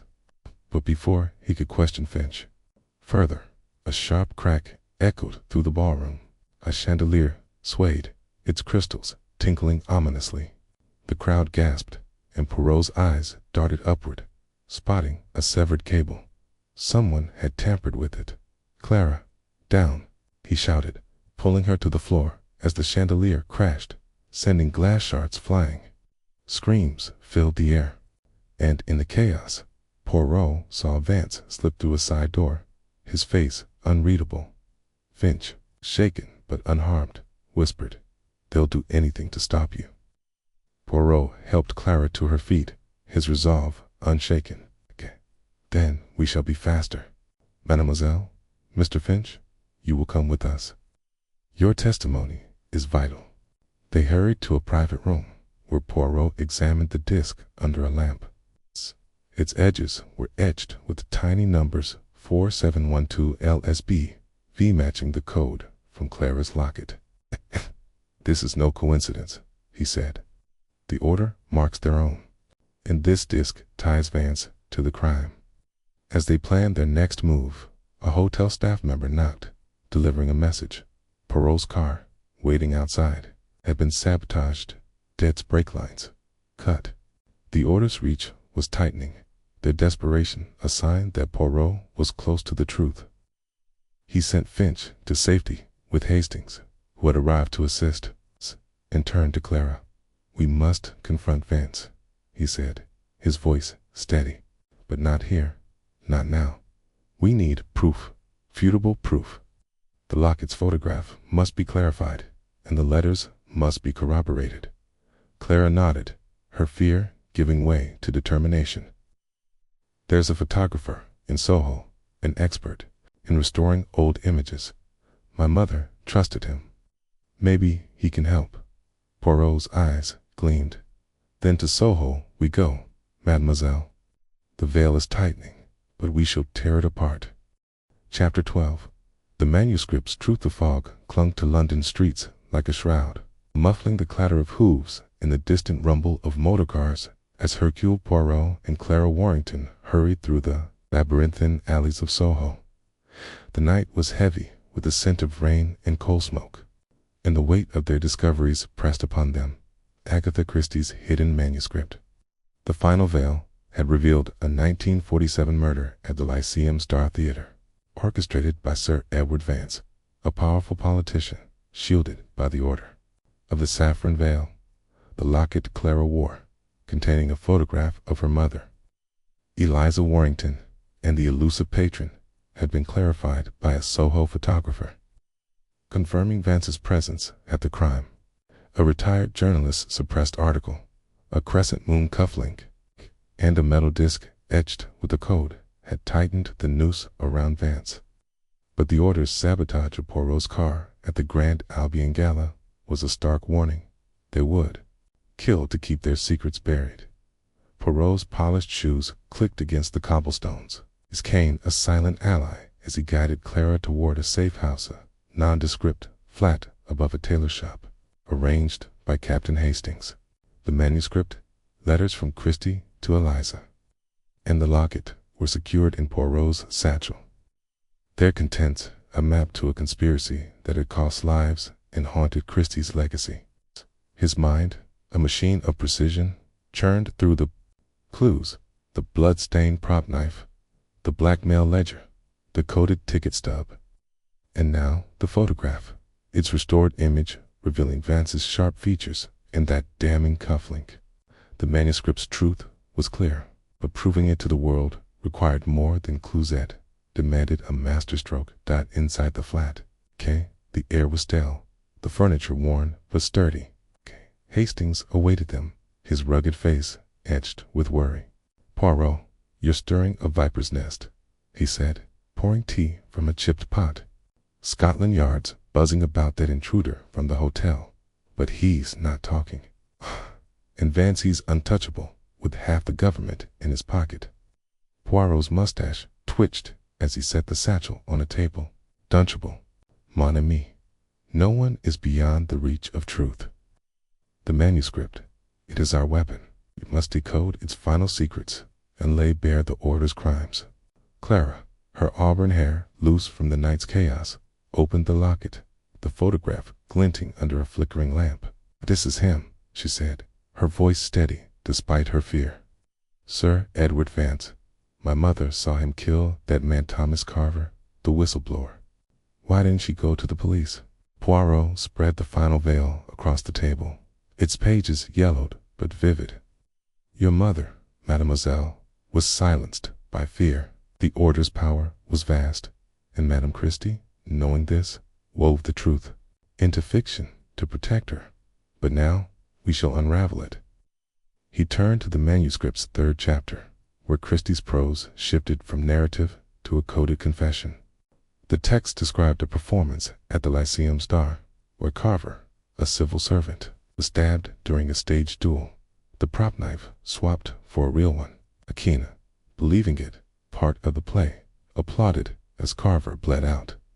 Eliza, in the wings, saw Vance slip from his box to the stage, his cufflink catching the spotlight. Christie's words were layered with metaphor. The patron's hand moved like a shadow, and a veil fell over the truth. Poirot's eyes gleamed as he traced a passage. The ledger holds the names, the ticket stub, the place, and the locket, the face. But the truth lies in the night's rhythm. 12 strikes. The curtain falls, and the guilty walk free. He paused, his mind clicking like a metronome. 12 strikes. Midnight, the hour of the murder. And the curtain literal, yes, but also symbolic. The order's veil, hide in their deeds. Hastings frowned, sipping his tea.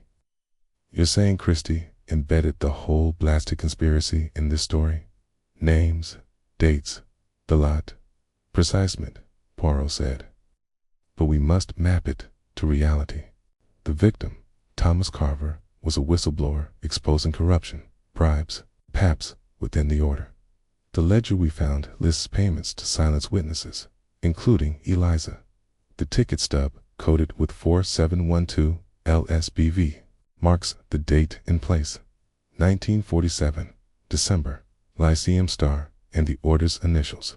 The locket identifies Vance, but we need more documents, witnesses, proof that cannot be dismissed." Clara's voice was urgent. "The letters from the bank vault. Christie wrote that Vance was untouchable, that the order threatened her. Too, could we use them in court?" Poirot shook his head. "Letters alone are not enough. They are hearsay, easily discredited by a man like Vance. We need physical evidence, the knife, perhaps, or a confession." Hastings leaned forward. "Okay, that knife's in police custody, but it's logged as a prop. No one's tested it properly since '47. I could pull strings at the yard, get it re-examined." "Do so, mon ami," Poirot said. "And I shall revisit the Lyceum Star. There may be more hidden in its shadows." The night was restless, the fog pressing against the windows like a living thing. Poirot and Clara pored over the manuscript, cross-referencing its metaphors with Finch's article and the letters. A pattern emerged. The murder was tied to a land deal, a corrupt scheme involving government officials and theater investors. Carver had uncovered it, threatening to expose Vance and his allies. The order, with its crescent moon symbol, ensured his silence. Staging the murder as a theatrical accident, a soft creak from the stairwell snapped Poirot's attention. He motioned for silence, his revolver drawn. Hastings, ever the soldier, flanked the door, his own pistol ready. The creak came again, deliberate, not the settling of old wood. Poirot crept to the door, his heart steady despite the danger. He flung it open, revealing a figure in a hooded coat, a silenced pistol gleaming in their hand. "Drop it." Hastings barked, his gun trained. The figure hesitated, then complied, the pistol clattering to the floor. Poirot yanked back the hood, revealing a woman in her 50s, her face sharp and defiant. "It's Evelyn Gray," he said, his voice cold. "The curator of the Christie estate." "I suspected you knew more than you admitted." Clara gasped. You tried to steal the manuscript." Miss Gray's eyes blazed. "I had no choice. The order, they've watched me for years.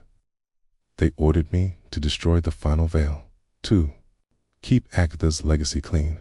Poirot's gaze was unrelenting. "And yet you failed, mademoiselle. Why come here now, with a weapon? To kill us, or to warn us?" She slumped, her defiance crumbling. "To warn you. Vance knows you have the letters. He's planning something tonight. At the Lyceum Star, a meeting of the order. They're destroying evidence, burning old records. If you want proof, you must go now." Poirot exchanged a glance with Hastings. "A trap, perhaps." "Perhaps," Hastings said, "but it's our best shot." Clara's voice trembled. "I'm coming too, for my mother." Poirot nodded, his resolve hardening. "Then we go, but with caution. The veil is thinning, and we shall tear it apart." They slipped into the night, the fog cloaking their movements as they approached the Lyceum Star's faded marquee looming like a ghost. The theater was dark, its doors locked, but Poirot's lockpicks made short work of the side entrance. Inside, the air was heavy with dust and memory, the stage silent but charged with the past. A faint light flickered from the basement, and voices echoed low, urgent, conspiratorial. Poirot led the way, his revolver ready, Clara and Hastings close behind. The basement was a maze of crates and props, the air thick with the scent of burning paper. In a corner, a small fire crackled, fed by old ledgers and photographs. Vance stood over it, his face grim, flanked by two men in dark suits, their crescent moon cufflinks glinting. Chapter 13. The Final Confrontation. The Lyceum Star Theater loomed like a relic of forgotten dramas, its faded marquee barely visible in the pre-dawn mist that clung to London's streets. Hercule Poirot stood before its weathered doors, his tailored overcoat a shield against the chill, his mustache impeccably waxed despite the hour. Beside him, Clara Warrington gripped a leather pouch containing Agatha Christie's letters, her face pale but resolute. Captain Hastings flanked him, his soldiers, instincts alert, a revolver tucked beneath his coat. The weight of their discoveries pressed upon them, the final veil.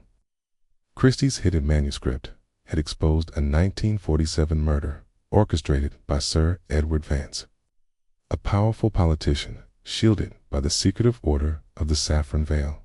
The bloodstained prop knife, a blackmail ledger, a coded ticket stub, a Lockett's photograph, and a journalist's suppressed article had led them here, to a final reckoning. The previous night's raid on the theater's basement had yielded damning evidence: unburned ledger pages, a photograph linking Vance to the victim, Thomas Carver, K., and a note in Christie's hand, but Vance himself had slipped away, his allies in the order scattering like shadows. Poirot knew the truth was within reach, but the order's influence ran deep, threading through London's elite like poison in a vein. Tonight, he would stage a confrontation to end the conspiracy, using the theater as his stage and the truth as his script. Inside, the theater was a cavern of echoes, its velvet curtains heavy with dust, the stage scarred from years of performances. Poirot had summoned key figures to this clandestine gathering. Clara, whose mother, Eliza Warrington, witnessed a murder. Miss Evelyn Gray, the Christie estate curator who had betrayed the order. Reginald Finch, the journalist whose article was silenced. And, through a carefully worded message, Sir Edward Vance and Lord Harrow, the order's remaining leaders. Hastings had arranged for Scotland Yard to wait nearby, ready to intervene when Poirot gave the signal. The auditorium was lit by a single spotlight, casting long shadows across the rows of empty seats. Poirot stood center stage, the manuscript in his hands, its pages a testament to Christie's courage. Clara and Hastings stood in the wings, their presence a quiet reassurance. Miss Grey arrived first, her face drawn, her tweed coat damp from the mist. "Monsieur Poirot," she said, her voice trembling, "this is madness. The order will never let you expose them." Poirot's eyes gleamed. "Madness, mademoiselle.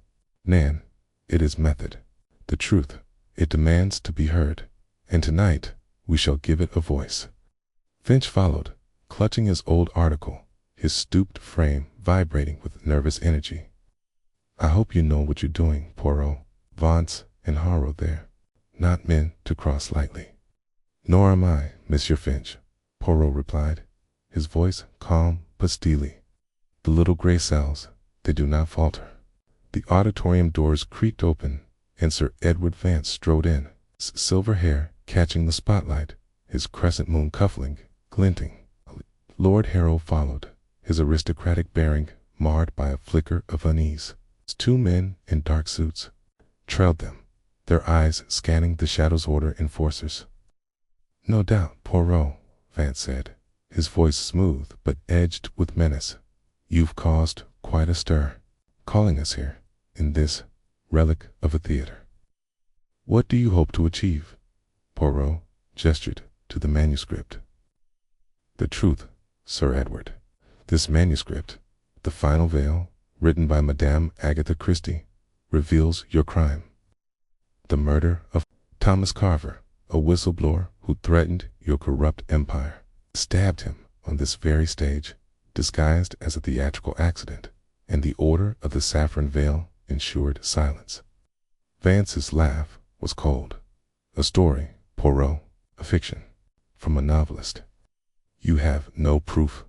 Clara stepped forward, her locket open, the photograph clear. "My mother saw you, Sir Edward. This picture places you here with her that night, and Christie's letters confirm it." Harold's face tightened. "Miss Warrington, your mother, was a troubled woman. Her claims were dismissed long ago." Poirot raised a hand, silencing them. "Not dismissed, Lord Harrow. Hidden. The prop knife, now in police custody, bears Carver's blood. The ledger, recovered from your basement, lists payments to silence witnesses, including Eliza Warrington. Okay? And this," he held up the metal disc from Finch, its crescent moon matching Vance's cufflink. "It ties you to the order." Finch spoke up, his voice quavering but firm. "I wrote about Carver's death in '47. The order threatened my family, forced me to retract it. But I kept this copy, and it names you, Vance." Vance's smile faltered, but he recovered quickly. "Circumstantial, at best. You think Scotland Yard will believe a disgraced journalist, a grieving daughter, and a foreign detective over a member of Parliament?" Poirot's eyes narrowed. "They will believe evidence, monsieur, and I have more." He produced the unburned ledger page from the basement, its entries detailing payments to a patron for Lyceum cleanup. This, combined with Christie's letters and the photograph, paints a most damning picture. Harrow stepped forward, his voice low. "Enough, Poirot. You don't understand the order's reach. Walk away, and you'll be spared." Clara's voice cut through the tension. "Spared, like my mother was spared. She lived in fear, hiding from you, and died alone. You don't get to walk away." The enforcers moved, hands reaching for concealed weapons, but Hastings fired a warning shot into the ceiling, the crack echoing like thunder. "Next one's not a warning," he growled.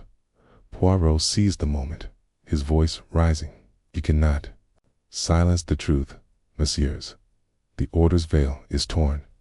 Confess, or the police outside will do what you fear most, expose you to the world." Vance's composure cracked, his eyes darting to the exits.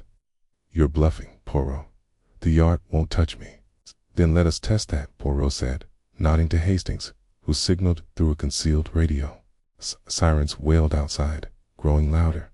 Vance's enforcers hesitated, then bolted for the doors, only to be met by a squad of constables pouring into the auditorium.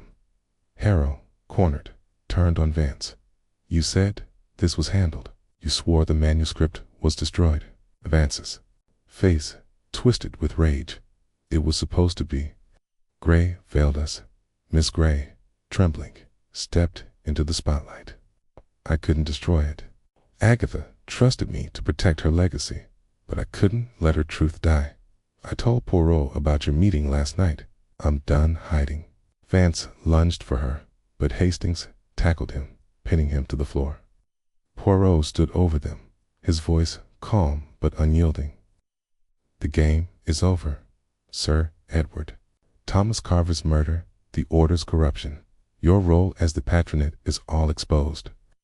The police have the knife, the ledger, the letters, and now your confession, heard by all." As constables handcuffed Vance and Harrow, Clara clutched her locket, tears streaming down her face. "For you, mother," she whispered. Poirot turned to her, his expression softening. "Your mother, mademoiselle, would be proud. Her courage, through Madame Christie, has brought justice to theater. Once a stage for deception, was now a crucible of truth." The police led Vance and Harrow away, their empire crumbling. Finch, clutching his article, vowed to publish it anew. And Miss Gray, freed from her burden, promised to help Clara preserve Christie's legacy. As dawn broke, Poirot stepped onto the stage, the manuscript in his hands. The confrontation was over, the veil lifted, but the echoes of the night lingered. He looked out at the empty seats, imagining Christie watching, her pen poised, her truth finally free. Chapter 14. The veil lifted. The morning sun pierced the fog that had cloaked London for days, casting a golden sheen over the Thames as Hercule Poirot stood at the edge of St. Paul's churchyard, his polished shoes sinking slightly into the damp grass. His overcoat, tailored to perfection, fluttered in the breeze, and his mustache, impeccably waxed, quivered as he inhaled the crisp air laced with the scent of river water and blooming roses. In his gloved hands he held a freshly printed copy of The Final Veil, Agatha Christie's long-hidden manuscript, now published with its annotations to honor her courage. The events of the previous night at the Lyceum Star Theatre, where Sir Edward Vance and Lord Harrow, leaders of the Order of the Saffron Veil, were arrested for the 1947 murder of Thomas Carver, had brought a conspiracy to its knees.